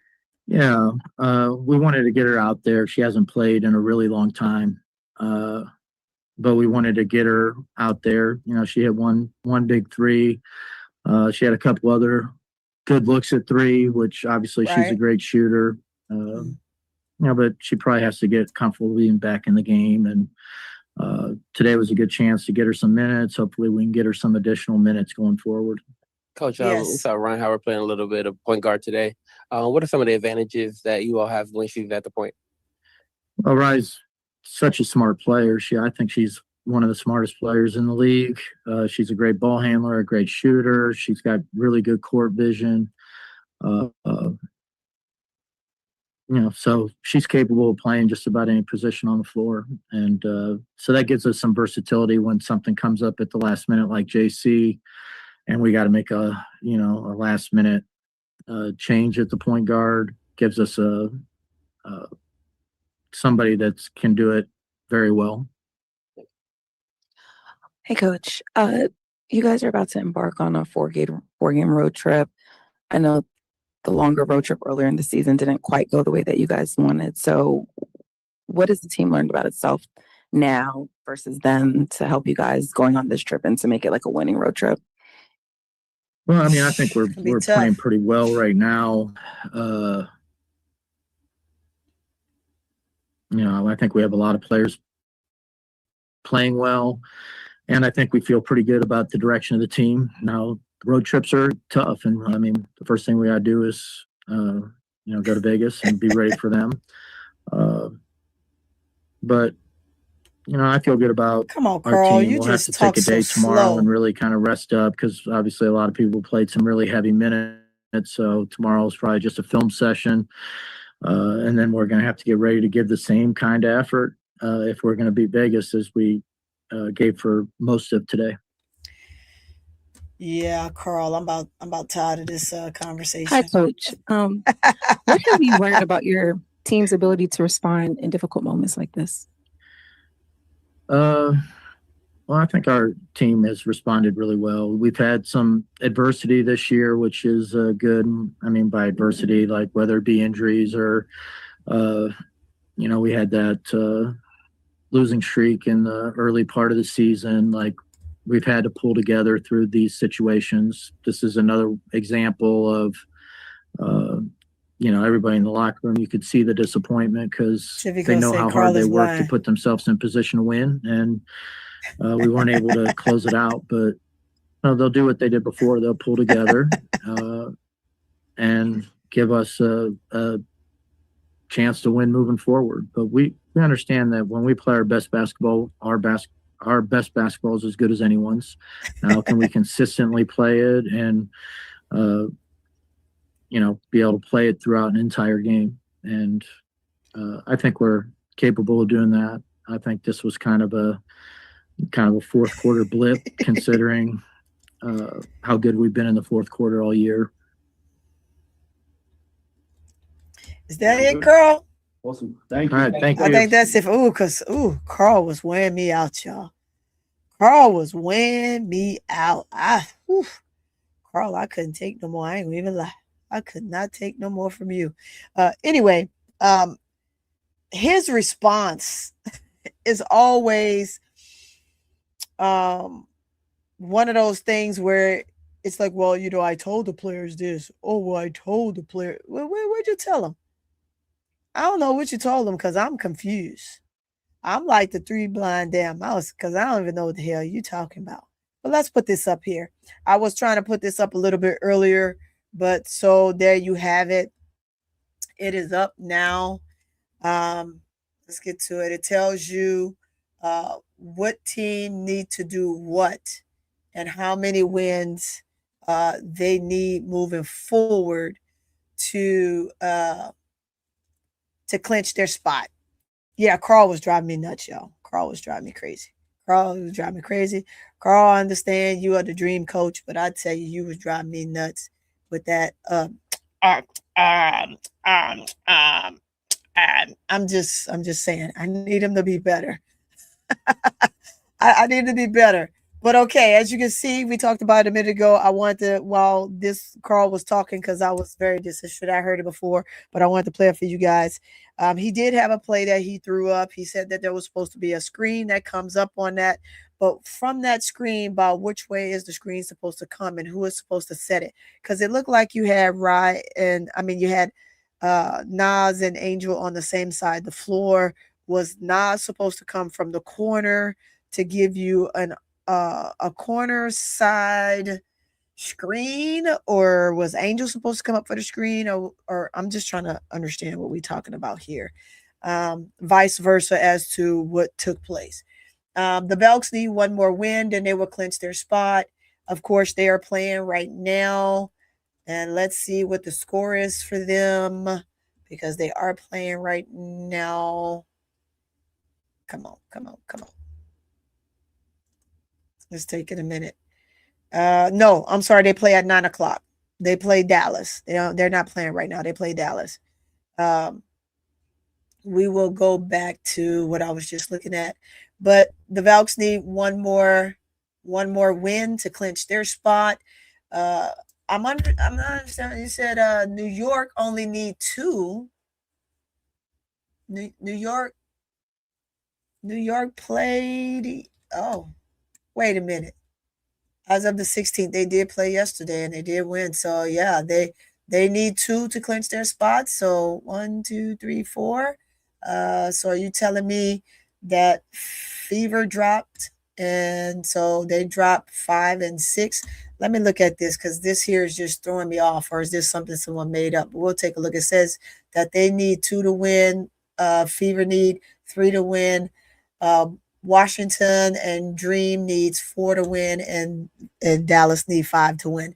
Let me go and look at this a little bit closer, because sometimes people just be telling like little fibs, but it's possibly it's true. Let's go to the standings.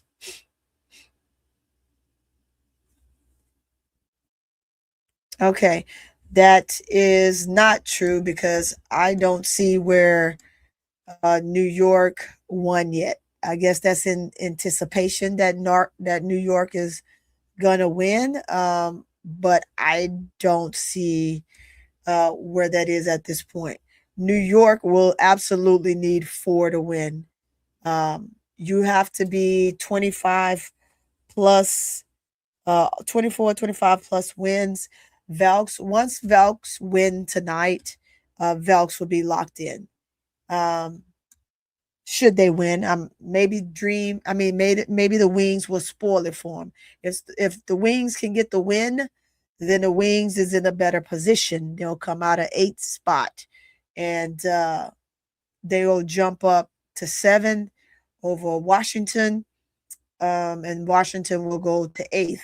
But right now, it would be that Velks need 1 win, which I don't understand why, but I think it's because they're behind in games. They've played 38.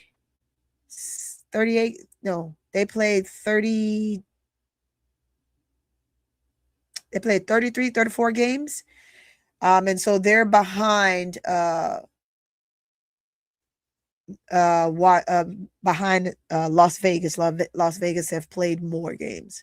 Las Vegas have literally played 3 more games than the Valkyries. So that's why that is. And that's why they were able to clinch their spot based on the number of games they've already played. Again, Velks win tonight, they clinch their spot. If they don't, they still got 1 more win to get to clinch their spot. Dallas will go from 5 to, because they absolutely need to win 5 games. They need to win 5. Washington, I believe, need to win. Yeah, they need to win 4. No. Well, they're behind a game too. So it's just some teams that some teams have played more than others. I can only hope for a win tonight. You can hope for a win tonight from the Wings, right? Is that what you're saying? You want the Wings to win, Tony? You had me checking the schedule. We we don't play till later. I know, right?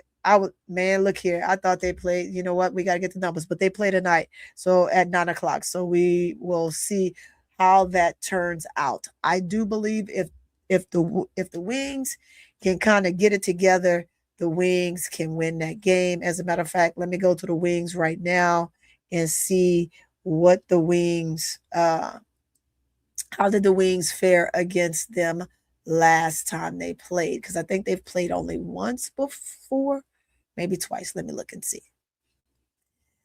It's of course it's a 65% chance that Velks is going to win. That's what they're saying. So we should let's see. They lost to the Velks by 9 points. I'm sorry, by 11 points. And they lost to them early on in the year. They lost twice to them. Well, yeah. Yeah. They played them twice and they lost both times.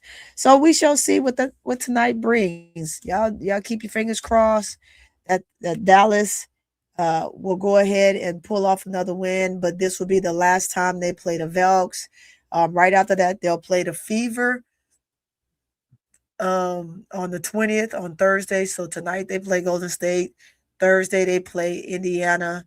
Sunday they'll play Seattle. So they have that boom, boom, boom. They have those games. They have a couple days in between tonight's game and Thursday, and then they have a couple days between Thursday and Sunday to play Seattle. And again, they just dwindling down. I think that all these games that are left, they should win. Again, they have Indy on the 20th. On the 23rd, they have Seattle. On the 25th, they have Portland. The 30th, they have Connecticut. September 17th, they have Las Vegas. The 19th, they have Phoenix.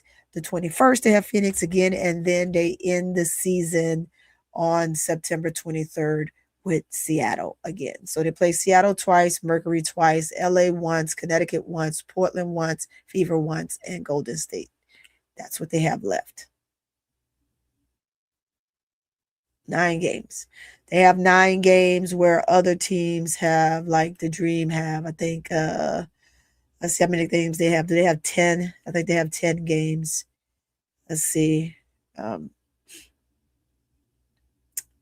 Dream has 2, 4, 6, 8, 10. Yeah, they have 10 games. So they are 1 game behind them. The Velks literally have, I think the Velks too have about the same amount.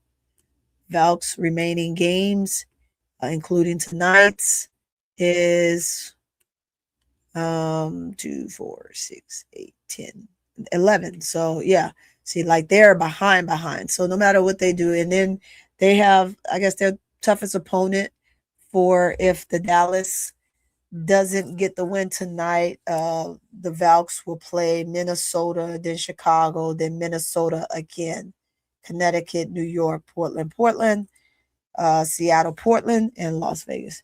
What's going on, Ms. D? Atlanta fans want to win a championship, and I don't blame them. Yeah, they want to win a championship, but man, they got to first get to the playoffs. And when you get there, which they'll be in the playoffs, it's just a matter of positioning yourself right now. Positioning yourself is going to be the big deal for the Dream. And I just think that whoever they play, they're going to have to punch them in the mouth early. They're going to have to get that first win and get that second one out the way, because I think it's the best 3 out of 5 in that first series. So, me no know. So, do know that Tuesday's game, which is tomorrow, is an ESPN game for them. It's going to be a highlighted game. They just can't get themselves swept like they did on Barbie night. They're going to absolutely have to try and play well Again, they can beat this team. They gave up a win to them early on in the season by a made bucket when they were up by 1 by Chelsea Gray. And then in this second matchup, they just was nowhere to be found in the second half of the game, while Angel still played hard. It's tough. And then the rest of the games, you got LA, you got Phoenix, you got LA again, Portland, Minnesota. So we still got 1, 2, 3. We got quite a few tough games down the road, and we got to muscle up 4 wins out of there somewhere. We got to muscle up 4 wins out of there. I could see 1, 2, 3, 4, 5, 6. I can see probably 7 wins, but that's just me, right? Give or take that they can get one of those from New York. They have New York their last 2 games of the season. They still got another one with Minnesota on August 30th. That's a tough game. And then Las Vegas, of course. So those, to me, I would consider tough games. Why? Because all of these teams are your playoff contending teams. I'm not saying that LA can't pull it out. They have 2 wins. I mean, we played them 2 more times. We have Phoenix 1 more time. You have Connecticut 1 more time.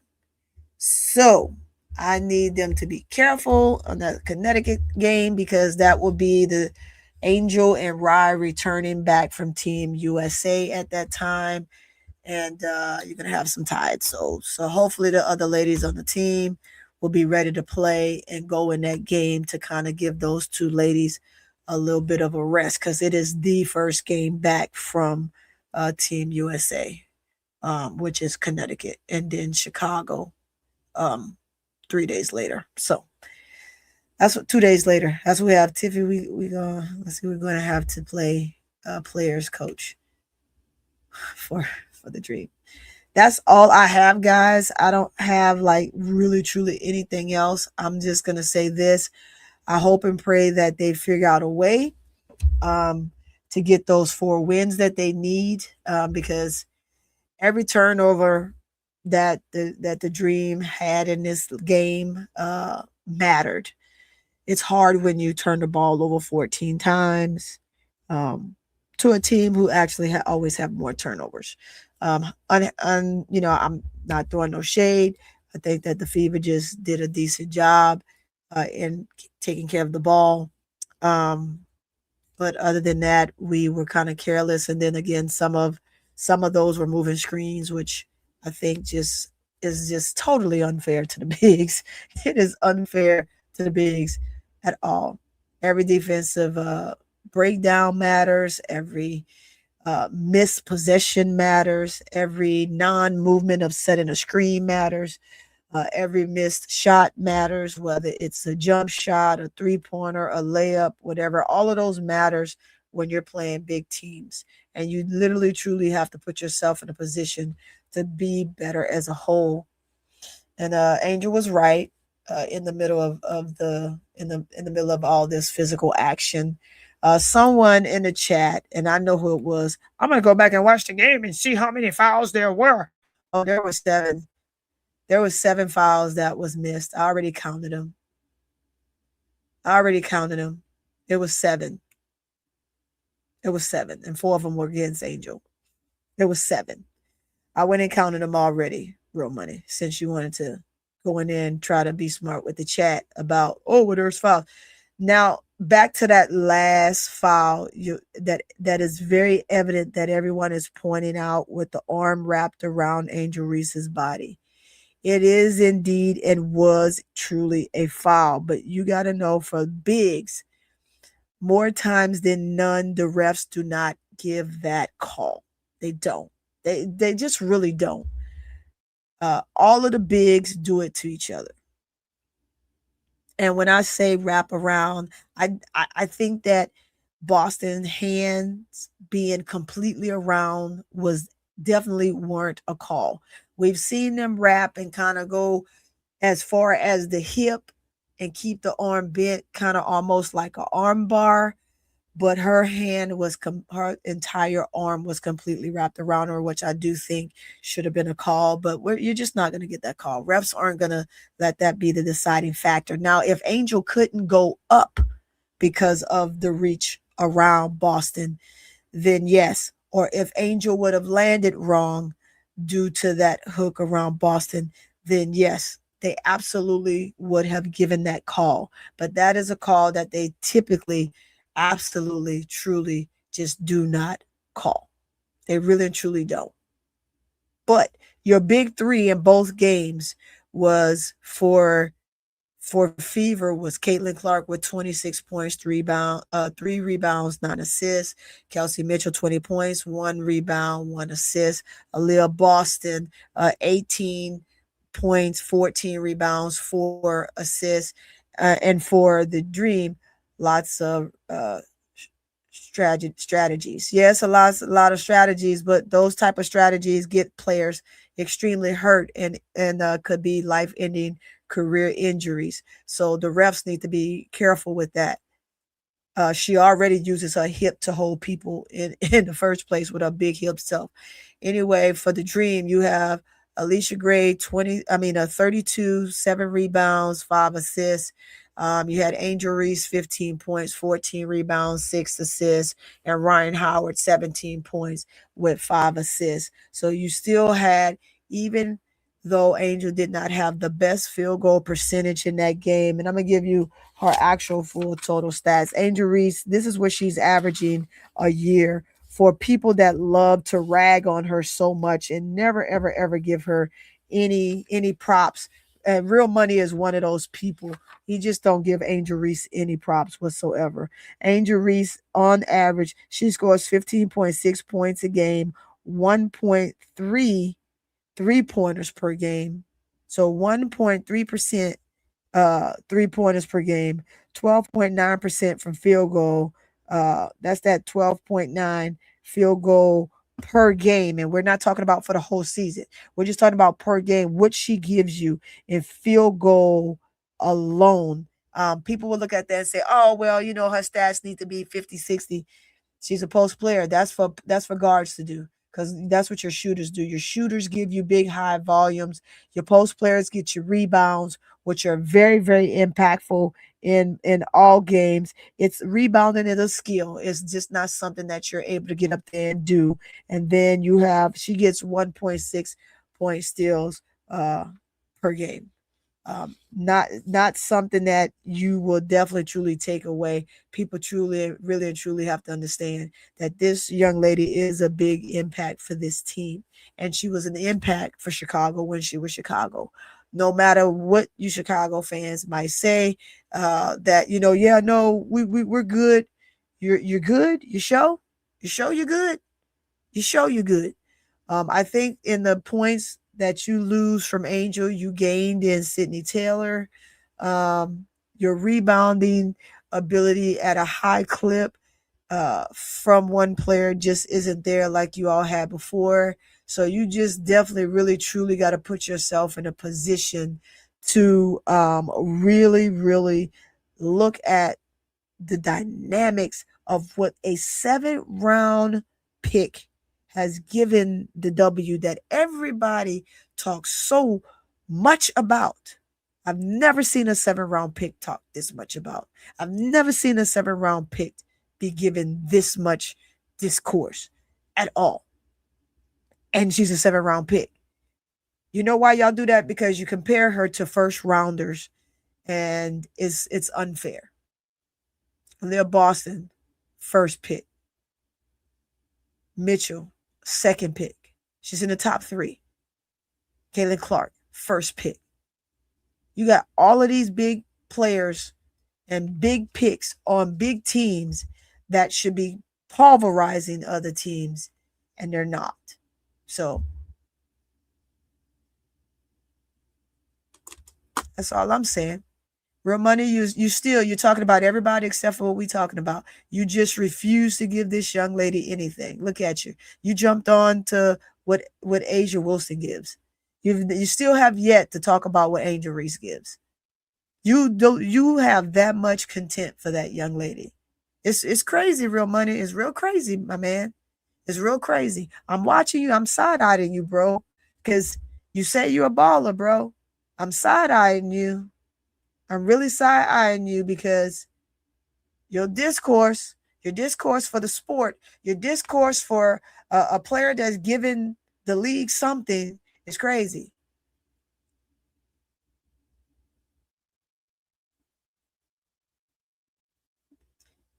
Well, again, loose ball.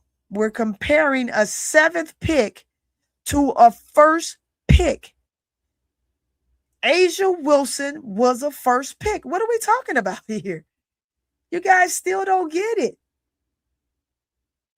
You still don't get it. You're depicting a 7 pick and talking about what 1st pick players give. They're supposed to give that. They're 1st rounders. They're 1st picks. They're the number 1 pick. What are we still talking about? Y'all are crazy. She's a 7th pick. You say nothing about the 2nd pick, Cameron Brinks. You say nothing about the 3rd pick, Camila Cardoso. You say nothing about the 4th pick. And who was that? Rickea Jackson. You say nothing about the 5th pick, and you sure as hell don't say nothing about the 6th pick, which is J.C. Sheldon. It doesn't matter she's in her 3rd year. You're still comparing her to somebody who, one, is the GOAT in the league. You still don't get it. You still don't get it.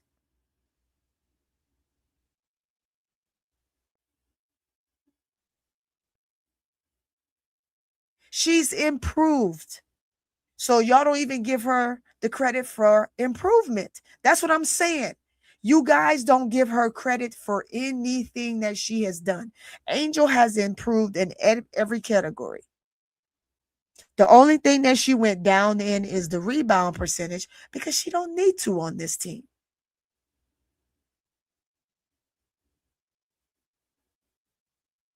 No, real money, you say she's a superstar.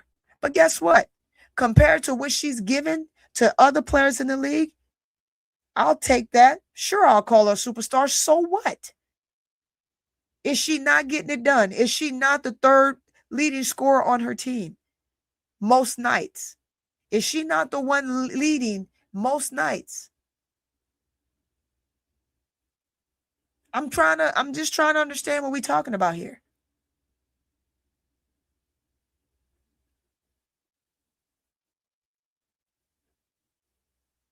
Right, Brian Lewis. Tina Charles was a horrible shooter, but she's in the Hall of Fame.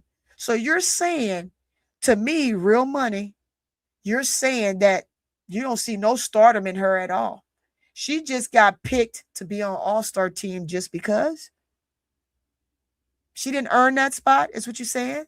So she's not a superstar. Because to me, superstars are on the Olympic team.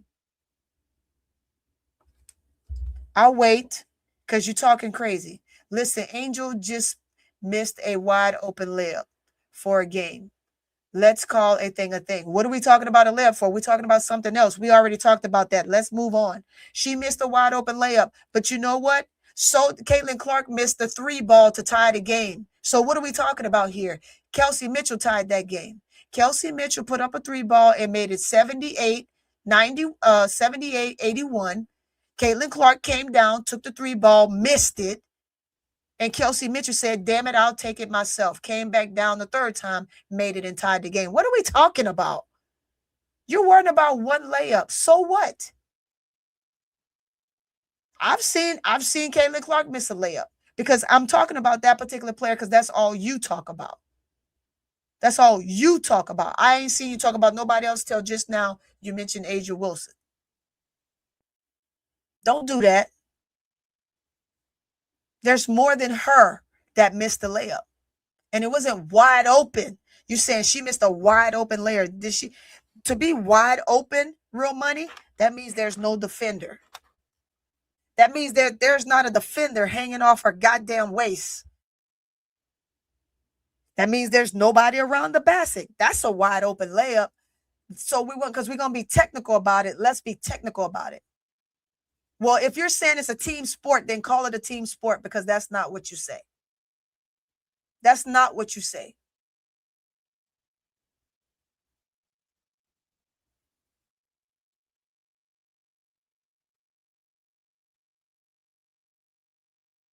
Here we go. We're on attack. Here's someone else coming here. They're on the attack. Angel Reese, disease. What do you mean?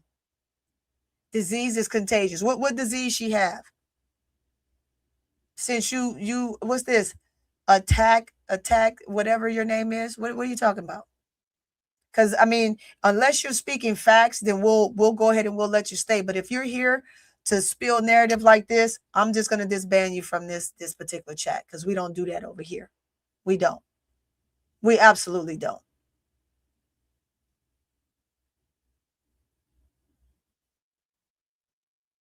That's just something that we don't. We don't call people out their name over here, whoever you are.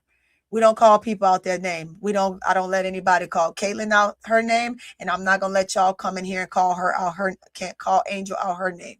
So if that's what you're here for, you can leave this chat, because we don't do that here. You can more than welcome to go to another channel. But thanks for the view. I appreciate it. We're not here for that. So if we're, let's get back to it. If we are talking about a team sport and it's a team affair, then why did you just point out the layup that Angel missed? Because you said it was wide open, and I'm telling you she wasn't wide open, to whom you know is absolutely true, because you just lied. And now you want to turn it around as a team sport, because she wasn't the only one missed. Rhyne missed, and she missed horribly at the 3-point line. Angel just happened to grab the rebound, and she goes up and she missed, but so did Nas. Nas got the rebound too, and Nas missed. But we're only concerned about what Angel did. That's your problem, Real Money. That's your fans' real problem. And then you want to turn around and say it's a team sport. If it's a team sport, then let's talk about team, because that's not what you're talking about right now. She has a skill that Robin had, and MJ was glad to have him. So if that's the case, Loose Ball, then why do y'all give her so much grief? Because everybody knew that Rodman, but Angel scores more than Rodman ever scored. So what are we talking about? Rodman didn't care to put up the ball at all. Rodman just cared to really just get boards and be a menace and knock people on their ass and be a bully. That's all he cared about. I watched him from the time he went in the league until the time he retired. Robin got trash buckets, which was, I'm gonna clean up the glass, which is trash, and then I'm gonna put it back if I can. If not, I'm gonna kick it out. Both teams missed shot yesterday. Fever tried their best to lose. Missed free throws by Fever. Layups on both sides. Thank you, Bob Jones. Because last time I checked, I know I saw Fever miss some layups too. But we want to pinpoint the layup that Angel missed to win the game, not lose the game. That people are saying, oh, she lost the game. She didn't lose the game. All she could have done was win the game. Her missing the shot, and two others missing the shot as well in the same rotation at the same time, only put them in a position to have to go into overtime. That's it. Draw it back out. That's more shots for the great guards y'all have. So you're saying, Loose Ball, to never just take the ball and never shoot it, although you wide open, and just kick it out to the post. That don't even sound right, Loose Ball. That don't even sound right. Y'all not even making sense. Curtis says, yeah, what you mean by that? What they mean about that? Exactly, Curtis. I'm asking what they mean by that. It doesn't make sense. Boston also choked as well in this game. She absolutely did. So, I mean, again, I didn't come on this segment. I didn't bash not one player on Indiana Fever. But you guys come in here and y'all bash this girl for no freaking apparent reason. Y'all don't want anybody to talk about her. That's crazy. Y'all want nobody to talk about Angel. And if we do, it can't be anything positive. That's the sad part about it. When this is basketball. Loose ball, you talk stupid. How was she going to kick it out with time left? Your daddy wasted. Your daddy wasted. Hey, I'm getting out y'all business, but I'm just saying, like, you're talking really crazy right now. In the midst of a game, you're playing, you're the person down low, you get the ball. Man, I know I can do it. I'm going to put this back up right here. Nope. I'm going to turn around and I'm going to try to find somebody to kick it out to, although the time is clicking out. So if she did that, y'all complain. You know why? Because the time would have ran out. Or she looking for somebody to kick it to. The time would have ran out. Oh, she should have. She was right there. She should have shot that. Y'all got something to say either way, right? You said she should have kicked it out, but if she kicked it out, what you gonna say? Because time runs out. Crazy, crazy shit. You're not even making sense with that. You're not making sense with that. She puts it up, you complain. You wanted to kick it out and the time runs out. You complain. She not underneath the basket. You complain. Why is she at the top of the key? She need to be under the basket. You complain. The mere existence of that young lady is you guys' problem. And that's sad. What's going on, Bernadette? Debbie, was it hard for on Angel? Yes, Brian Lewis, I said that. And then you had Real Money. Oh, I'm gonna go watch and go try to find all the files. Man, just go find the clips because the clips are right there. There are even clips where Mo Billings jumps up over and she climbs Angel, by the way, use her hand to get up, and then she swats at the ball and got her hand completely on top of Angel while Angel is trying to go and put up the shot. But no, she just missed that. That's just ridiculous. She wasn't fouled. Just pulled it up a little bit ago. It's right there. Y'all are the ones that lose y'all mind. And then you tell some of these people that are only just Angel Reese fans, right? I'm an Angel Reese fan, but I'm a fan of the entire game. So I talk about all the players because I love the sport. I'm in tune with the sport itself. And on every team, I have a player I like. I think AB is a beast, but AB got to stop all that fucking fouling. She fouls too much for me, and then she cries. Love Kelsey Mitchell's game.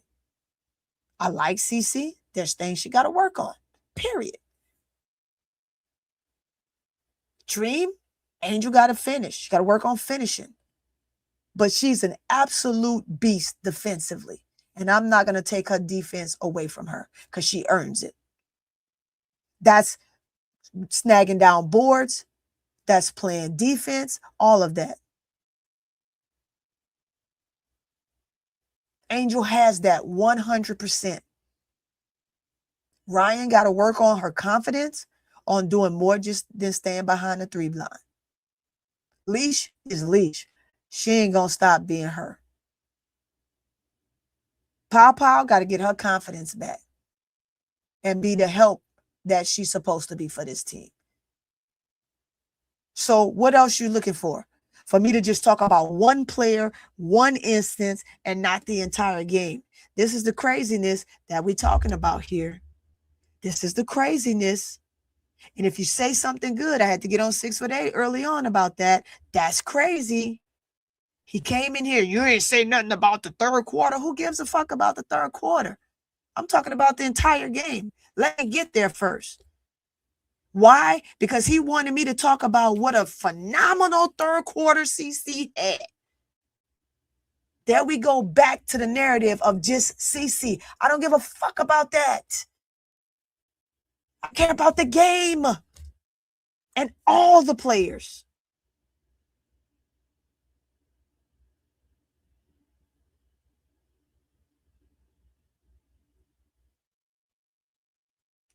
Well, T. Camilla, it is confidence. You know why it's confidence? Because when she's not thinking and she's just moving, she's the best version of herself. When she's spending time thinking about the next thing, she's off the chain. What's good? What's going on, Vance? I see you. I mean, it's this is stuff I'm talking about. We get into stupidity. They're blind. They're international in trying to break Angel down. They can't. Haven't they learned that no matter what they do, they can't? I mean, they did a very good job of her last year in college of doing that, and I think that made her stronger. So what they say and they do, because she no longer gets on social media and battle back with them about it, she's fine. Y'all let Loose Ball and Real Money come in here like like allies, but they use a Trojan horse.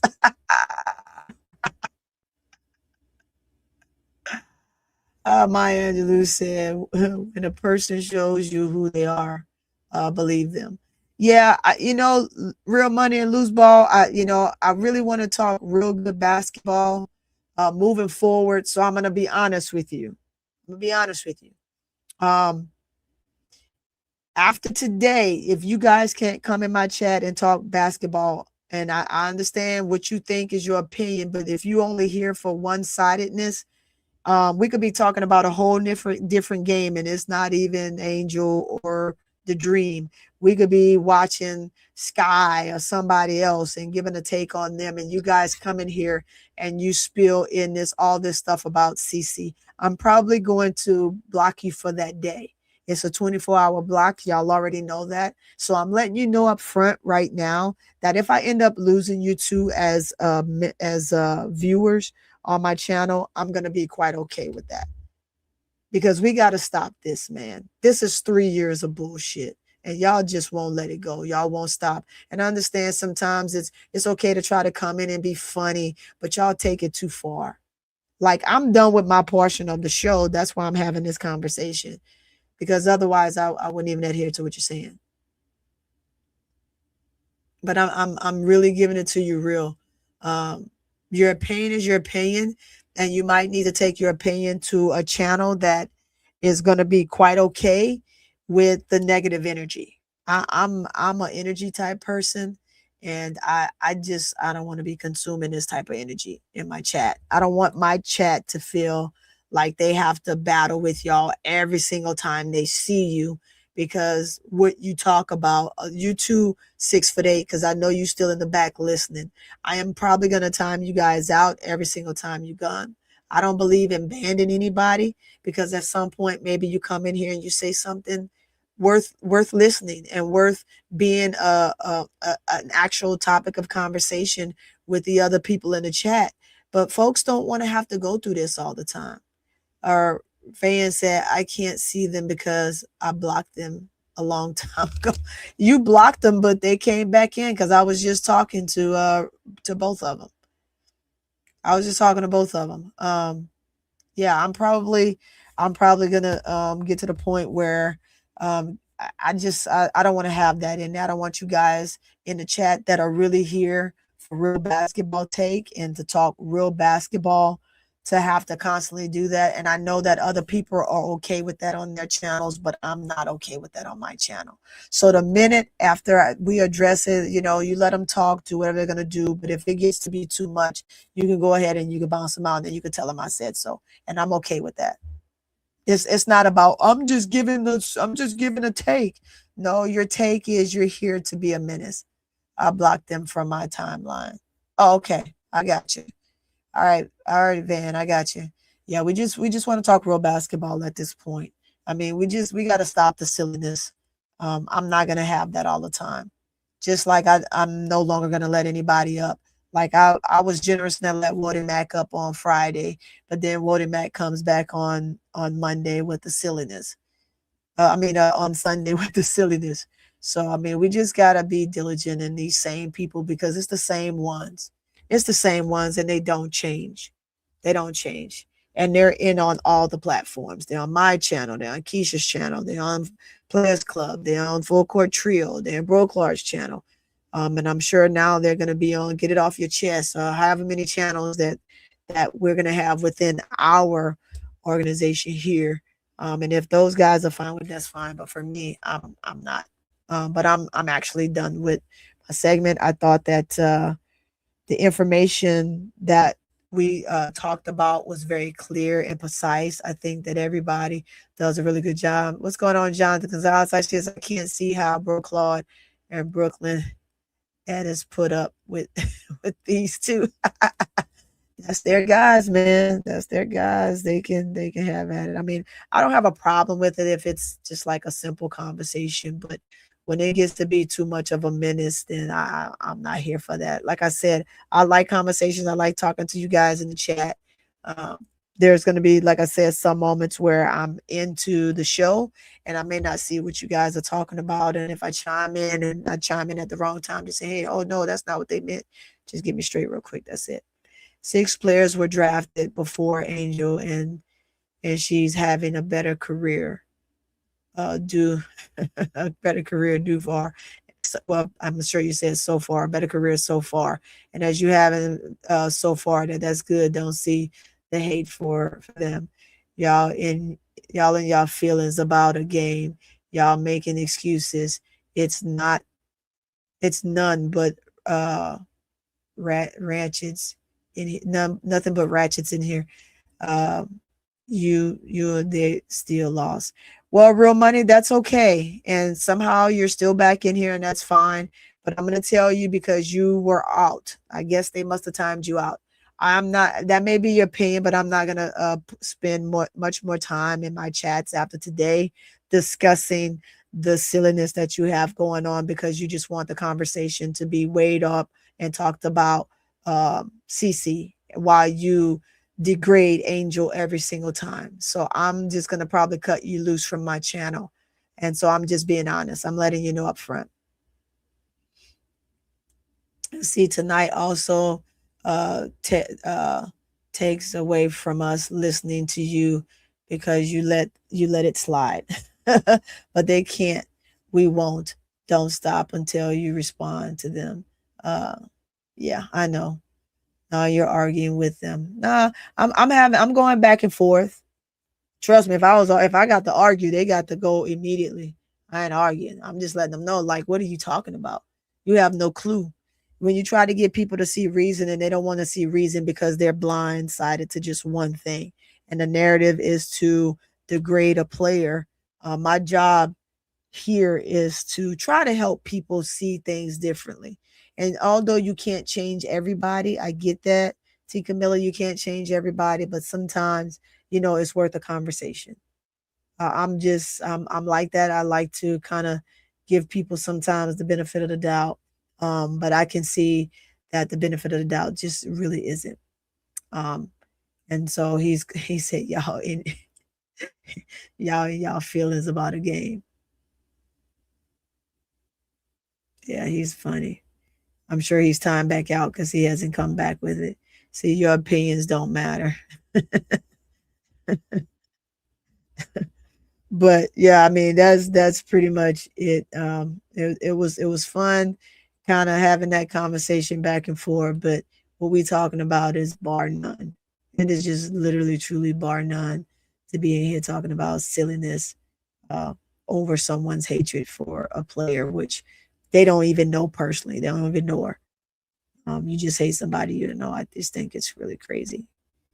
It's the same disrespect all the time. Exactly. Live, laugh, love. It's the disrespect all the time. So I'm going to tell you right now, I'm okay with you guys just as soon as they enter the room to just remove them. I'm okay. I'm okay. Loose ball is usually not bad. I think he'll get someone to rile him up here and there. And once they rile him up, then he's on that bandwagon. But he's really not a bad person.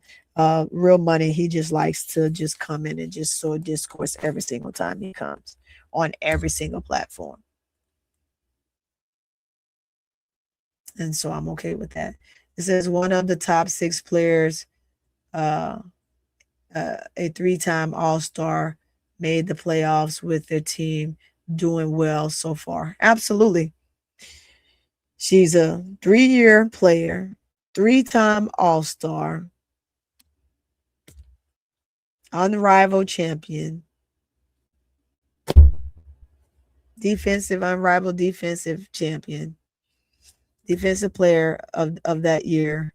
I don't know. I mean, I think she's doing well to be somebody that's just a number 7th player. I love the fact that she's doing what she needs to do. I mean, so say you. I would say clear as day. Clear as day. Did you see CC post game interview? I'm not even a fan, and I watched it. I was very surprised how she praised the dream. No, I did not see it.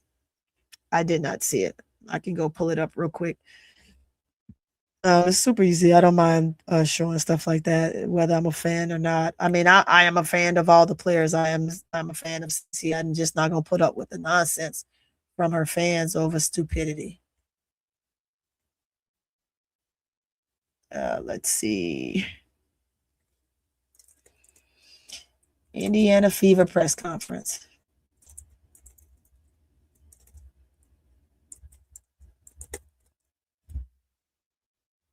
Here we go. Let me add it up here. So as it switches over.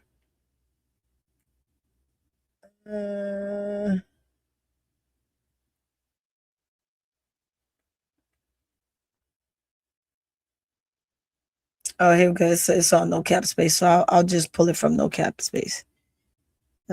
They got it sideways. I hate to watch it sideways.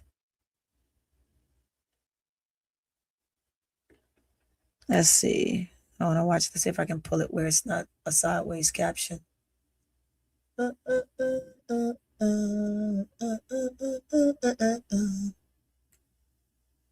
I'll just watch it from here. That's fine. All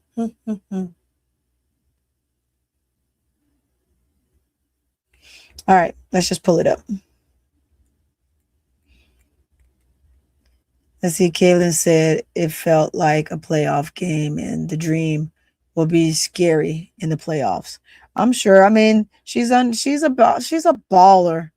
It's just some of her people, man, in which we gotta stop letting these people try to dictate what this young lady is thinking and feeling. Because, I mean, she's a menace, but she's a menace on the court, as you would expect any player to be. I'm going to put it big. Let's see. Let's stretch it out. I'm going to put it like that so you guys can really see the full thing. Resilient. I think we're down 8 going into the 4th. And all right. Sure. You guys were in here before the game, but Steph said the team had grown up over the course of the season. Like, what about tonight is sort of that grown up win? yeah, I think we're just really resilient. I think we were down 8 going into the 4th, and we kind of just put our head down and kept plugging away. And I felt like we played like a kind of like a B- game. Like, it wasn't our best. Obviously, we probably didn't shoot the ball all that well. 25% from 3 and 44 from the field, and obviously left 6 points at the free throw line. But we knew going into halftime a lot of the stuff that we talked about pregame that were keys to win, like we just weren't doing. We were fouling. We had some costly turnovers, and then they had points off of O boards, and that's how this team beats you, is simply by getting to the free throw line and getting O boards and putbacks. And I thought we cleaned it up in the second half, or at least beat them in those categories. I think we had 12 second chance points to their 7, and then I think we made one more free throw than them, and then had 22 points off of turnovers. So I'm just proud of our group, super resilient. I thought our zone defense really bothered them there when we went to it in the fourth quarter. And, we threw a lot of different things at them, and that's what you got to do when the other team has a lot of really talented players. So just proud of us. During this last stretch of 4 games, what have you liked what have you liked most about the way that you guys have played, and how in tune are you to standings, seedings? Do you kind of pay attention to where you guys are, especially as you face other teams that are kind of in that mix with you? Yeah, I think you got to take it with a grain of salt, and we're all aware of the standings and the seedings. I think we're not constantly checking exactly where we are, but I think coming into tonight, you're going game by game, and every single game is going to matter. That's what's so great about this league. There's 44 games, and at the end of the day, you can't let one slip, because that's the difference between hosting 2 games in the first round or going on the road for the first game or 2 games in the first round. So obviously this was a big one. Now the series is split 2-2. So this was a really important one for us to come in and get, and that's kind of the story of this whole road trip is this is the last matchup with a lot of these teams that we have, and a lot of these teams are really good, and possible teams will maybe see in the playoffs. So I think you're not looking at the full picture of where we are exactly in the standings, but coming into each night, we know how important that win is to hopefully get home court advantage in the playoffs. KK, not too bad of a night for a kid from Medicine. What was it about this evening that just made everything seem a lot easier?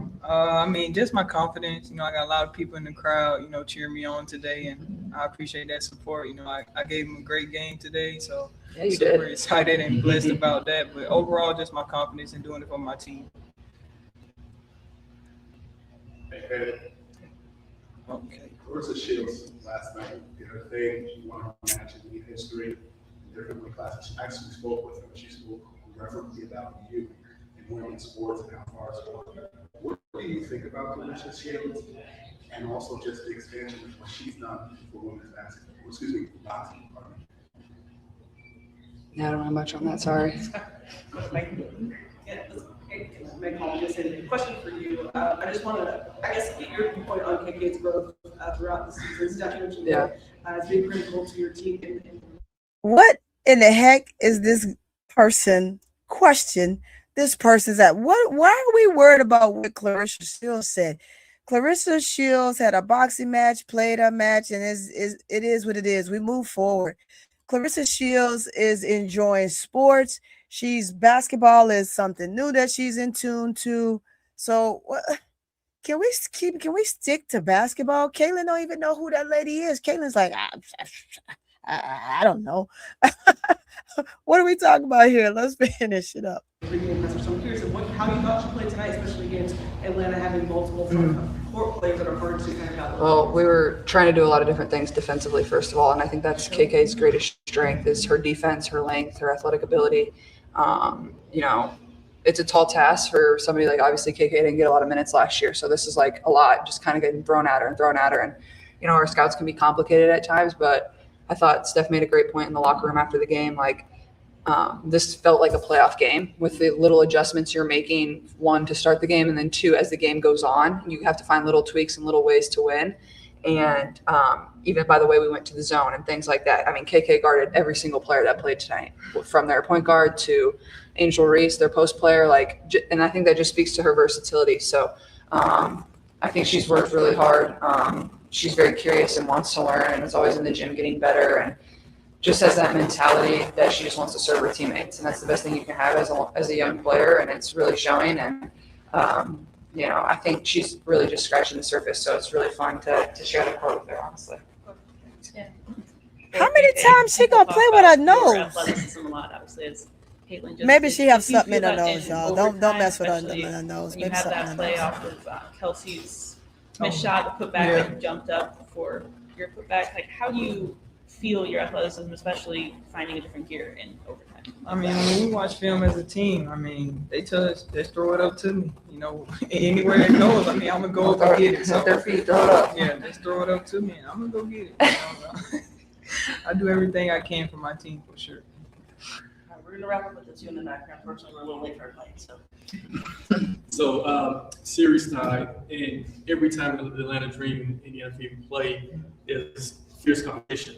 One of the biggest rivalries in sports, not just women's, not just WNBA. What do you think about the competition between the Fever and the Dream, and what does it mean for the whole overall women's sports overall?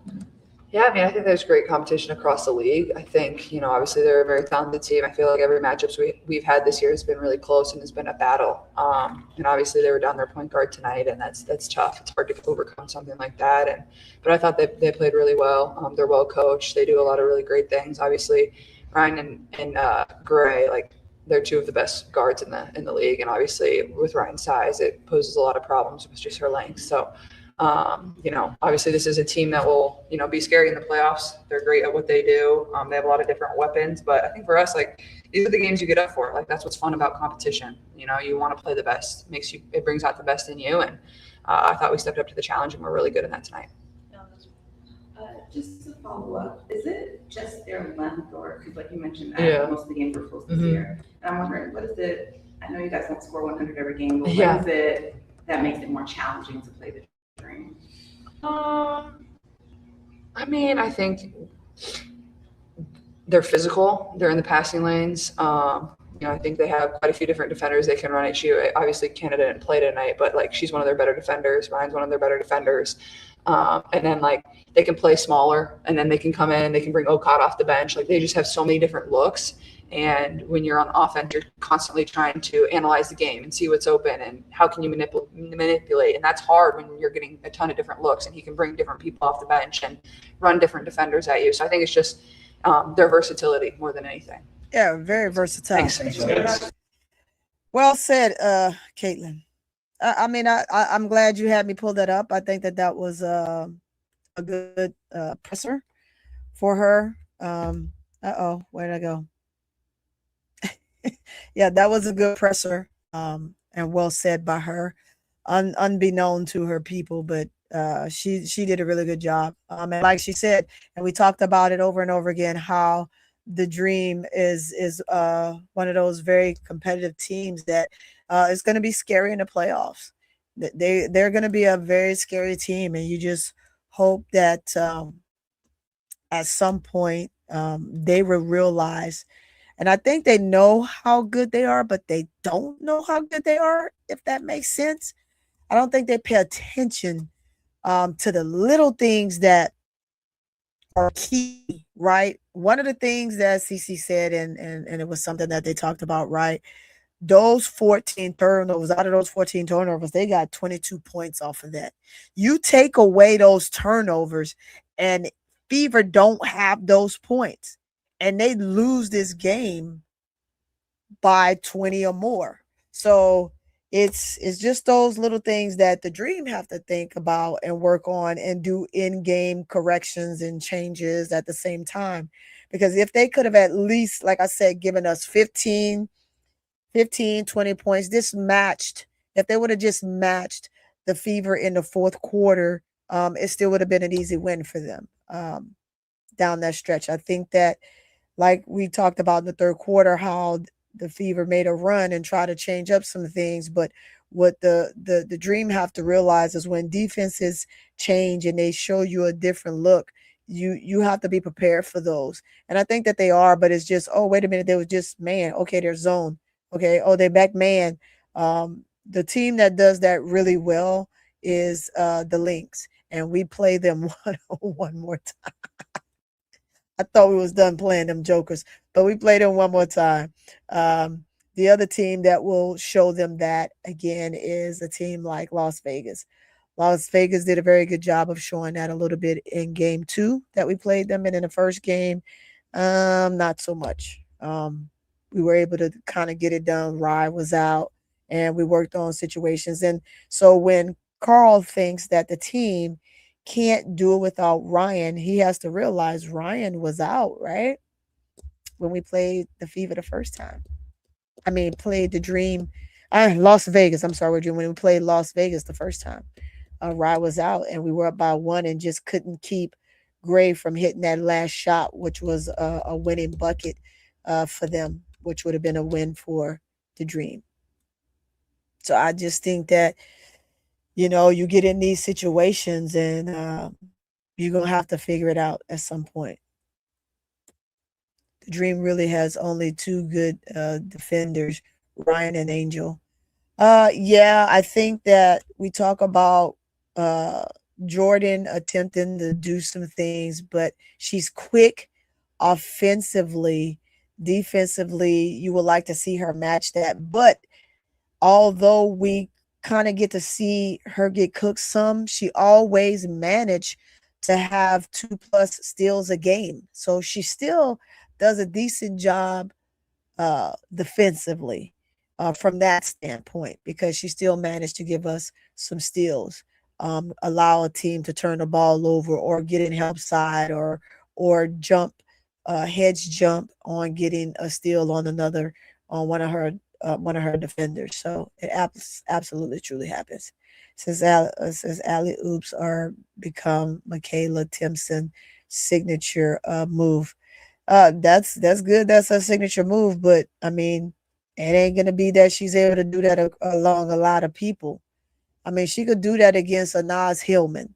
She could do that against a smaller player, but she cannot and absolutely will not get a much of those alley oops beyond somebody like Angel Reese that always asks for the ball in the air as well. Since you wanted to bring that up, also, you got players like, is she going to be able to do that over Camila Cardoso, Okot, like taller players in the league? So although she can get up off the ground, that's great. That's great. I'm happy and I'm excited for her. I'm excited to see that she's playing better this year. But collectively, our alley-oops are going to be beneficial in the playoffs. In the playoffs, that's not everybody's going to be there. Adrian Wilson's going to be there to knock some shots into the middle of the Raptors somewhere, all across the street, outside, down the road, in the river. You're just going to have a lot of that going on. I don't think that when they play the Lynx, and they have played the Lynx, and they're going to play them again, that's going to be another one of those things where they're going to let Timpson just alley-oop, let them alley-oop it. If she's open, by all means, get it. But if there's a defender down there, I doubt it. Atlanta coach that stands on the sideline and acting like a fan. He does. Okay, changed the game when she was in. Okot changed the game when she was in. Yeah, he did. Yep, sure did. KMAB and KK had a hard time. They do. That's what I'm saying. You're not going to be able to alley-oop it up there like that with 6'6" players in the game. Yes, she can get up off the ground, but there's quite a few players that can get up off the ground, but not very many of them will be able to do it in certain games against certain players. Sometimes you just want the players to adhere to the coach. And then Semesco's in his interview, when they had the mic on him during that timeout, he really literally, they had the mic there, and he literally said, "Get the ball, and you're gonna attack." And that's not what took place. Rhyne just decided to do something else. I don't know if it was because she didn't get the screen, but even if you don't get the screen, she still shook the hell out of Sophie Cunningham. And then sometimes, as players, you just got to recognize that, right? I think once you get to that point and she can recognize that, then sky's the limit. I think that part of her game, she's still kind of young in, just super easy. So I hold her down, and I'm going to show this for the people in the room. So let's just show this one last time before we get out of here, because it's definitely time to get out of here.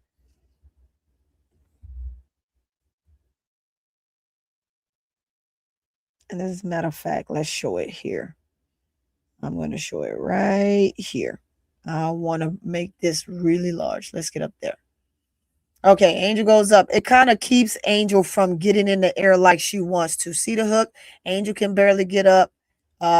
She gets up there. She hits the board anyway. And so she doesn't really have the lift. But, hey, it's a point-blank miss, period. I mean, she missed it. If you can see it, you got to finish it. But that right there, that's just awful. That's awful. Um, like I said, typically they won't call those if it's just your elbow, but she actually had her arm extended out and it was dang near hugging her around her entire waist. So you got to make that type of call. You cannot absolutely, as a ref, let something like that go. And I think when Keisha and I was calling the game, she saw that. She said, "Nah, Tony, she got to make that." And then she saw this and she goes, "Oh, you know what? You're absolutely right. You got to call this. This is a foul you need to call because one, it impeded her from being able to get up into the air. Angel barely got up off the ground, barely, just because she was holding her and had her pinned down on the ground. Like, you can't tell me that, oh, that's an okay foul. That's not an okay foul. It's not. It's not an okay foul. That should have been either you call a foul and she goes to the line for 2, or she makes it and she gets an N1. Either way, the call has to be made, whether she makes or miss the shot. That's a call that absolutely need to be made. And anybody that's disagreeing with that is awful. And these refs ought to be ashamed of themselves. I understand that typically you won't get that call, but you gotta get that call in this type of game.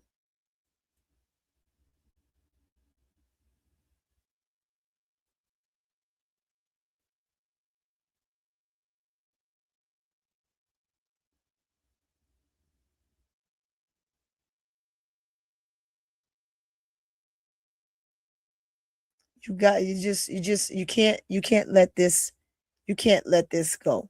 You just can't. You can't. That's a foul. It's a she makes it as an and one or she misses it and she goes to the free throw line for 2. She barely got off the air. I mean out of the air. That's just crazy. I mean, she didn't even get 2 feet off the ground. Now that I'm looking at it, she didn't even get 2 feet off the ground. Now, when she went back up, she did, but to get the rebound, she didn't. She just had her cleared out. That's all. She had her cleared out. But I wanted to show that. Let's see, Stephanie should be worried. Fever has has their full team, and Dream missing Jordan and Bree. Took it to overtime. Same with Dallas missing AZ and Shepard. Absolutely. Carl's scared for Nas because Okad and Angel have a bond on and off the court that let's see, let me okay, you're scrolling, let me see. Yeah, that they have a bond on and off the court. He's afraid of, so he doesn't want them to shine and and they fade anyway. I don't know. I don't know that I don't know if that has to be true. I just think that their 2 oldest players that's on this team is Nas and Rhyne. And you're building the team around Ryan because Ryan was the number 1 pick and this became her team. So as the number 1 pick and this becoming her team and you're building around her and allowing her to kind of get some players to come and play with her like she did. I mean, she got Leash to come play with her. Then she got Bree Jones and Jordan to come play for her. Now she has Angel. So she's picking her team how she wants to pick her team. And if they can get the players and what she wants to play with, then by all means, why not? If she's able to do that, by all means, go for it. Nas just has to understand her position. And I think she does. She knows that being the 6th man and where her position is, and that would be based on Bree Jones getting healthy. But Bree Jones is out right now. We don't know how long she's going to be out. There's no time frame. And so we hope that she can get back before the playoffs and that she can get back in the swing of things, just as she started to get comfortable in that last game. Connecticut is so extremely physical between them and Mystics. They talk about the Dream being a physical team, but when you look at what I just showed you that Boston did to Angel, I mean that's on the everyday night for Angel. Angel gets that all the time. She gets that all the time. I think that if she got the whistle that she's supposed to get, people would be pissed. They would be extremely pissed. You know why they would be extremely pissed? Because she would live at the free throw line. Because this happens to her an entire game. I got to go watch 2 games of hers. And both games I literally watched how she's held all the time. But she has to play with her hands straight up in the air, which I think is crazy. I just think it's crazy.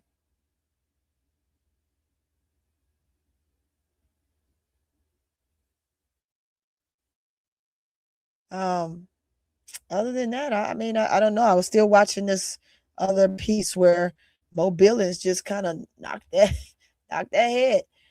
We have what we would be considered a potential since they post that. Let me show y'all since they posted. I'm sorry, I just put it up. Let's make it large for you guys. Dang on it. Why does it do that? I didn't mean to do that. Let's make it large. If the playoffs were today, this is the bracket on how it would look. 1 play 8, 2 play 7, 3 play 6, 4 play 5, 4 play 5, 5 play 4, however you want to say it. So, me personally, I would rather the stands to be just like this going into the final game. I really would. Because I'm going to tell you right now, I said it and I will say it again. And the Fever got lucky in this game. The Dream is the better team. And anybody that don't know that the Dream is the better team has an eyesight problem. They really do. And they're doing this not at their best. Now, mind you, the Fever didn't have a great 3-point shooter night, but they did have a great night. They got 22 points off of turnovers. You take away the turnovers for the Dream, and the Fever loses this game, like I said, by double digits. So there's things that the Dream need to clean up to be prepared for the playoffs. It's going to be interesting to see if this is how it pans out. The only thing that I think will change is if the Mystics end up passing us up, then it'll be the Mystics and the Fever, and it'll be us and the Valks.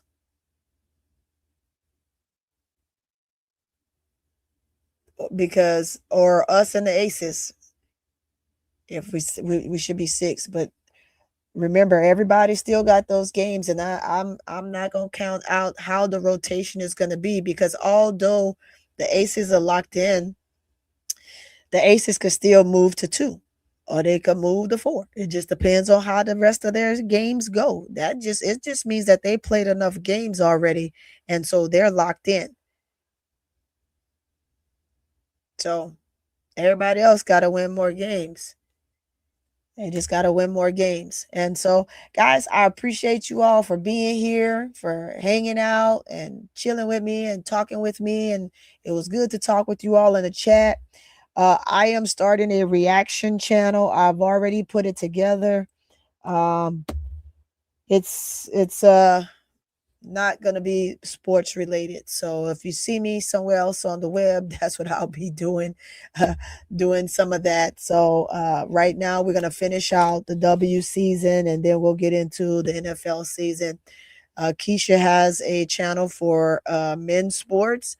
I don't know what she called it yet, but do know that she has another channel where she's going to show, like I said, the NBA and the WNBA.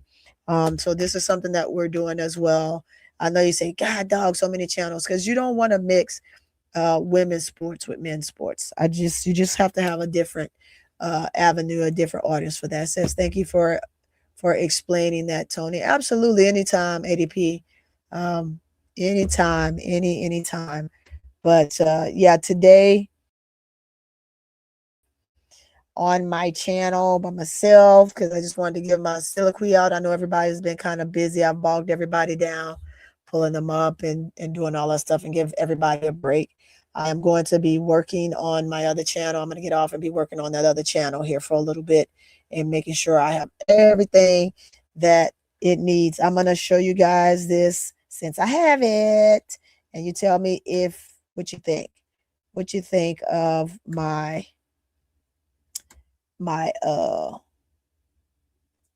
signature photo. Let's see. Let me go to it. Only because I like you guys. I'm gonna show y'all. Only because I like y'all. Only because I like y'all. Let's see. Let's go into my photos.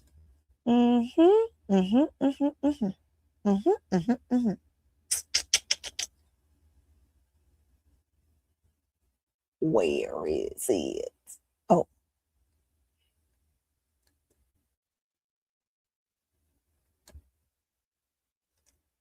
Let's see. Do I want to show this? No, I don't want to show this. Let me go here. I was going to show y'all something else. Nope, not going to show y'all that. Not. But I'll show y'all this. Here we go. As soon as it pops up, slow moving. All right, what y'all think about that, y'all? That is me. But y'all tell me what you think. Tell me what you think. Tell me what you think.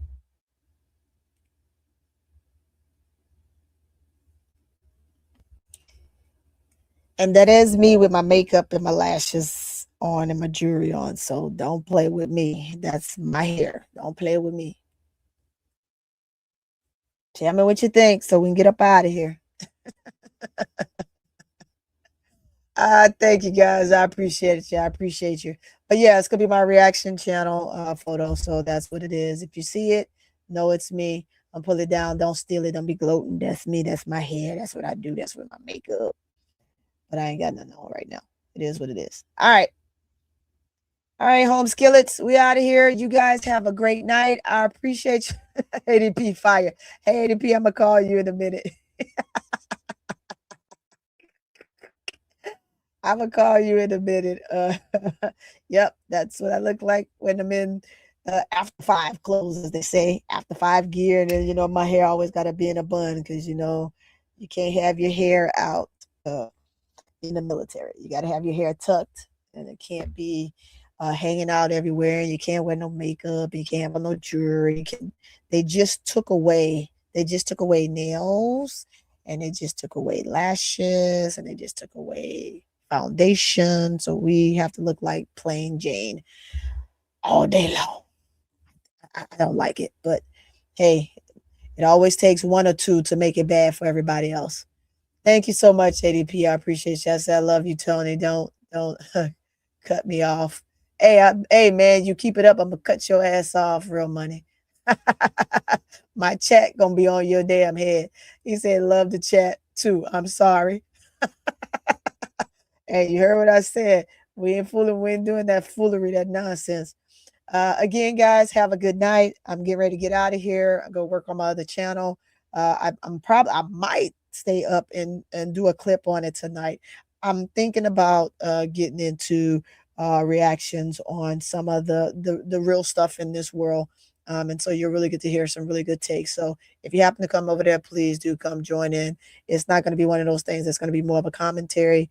If you have something that you want me to cover, is worldly news, stuff that's happening, crimes, situations, people being unalive, like different things like that. You feel like you want me to react to some of that, just go ahead and send it to me in my DM, and I'll greatly appreciate it. And I will pull it up, do my best to cover it well. And with that, guys, you guys have a good night. Thank you so much for coming. If you haven't hit the like button, hit that like button on your way out. If you're not subscribed and you're new to the channel, make sure you subscribe. And then when you see that notification bell, hit that notification bell. Do not forget that when this show is over, go back and hit the hype button. You find the hype button next to the thumbs up, thumb down. Where the arrow is, you'll see the little 3 buttons there. Hit that you're going to see a drop box and it's going to say hype. Please go hype this video. Please, please. I have not had my last few videos hyped by you guys because I can see who hyped me. I need y'all to go hype me up. Hype me up. All right, guys. Y'all have a good one. Good night.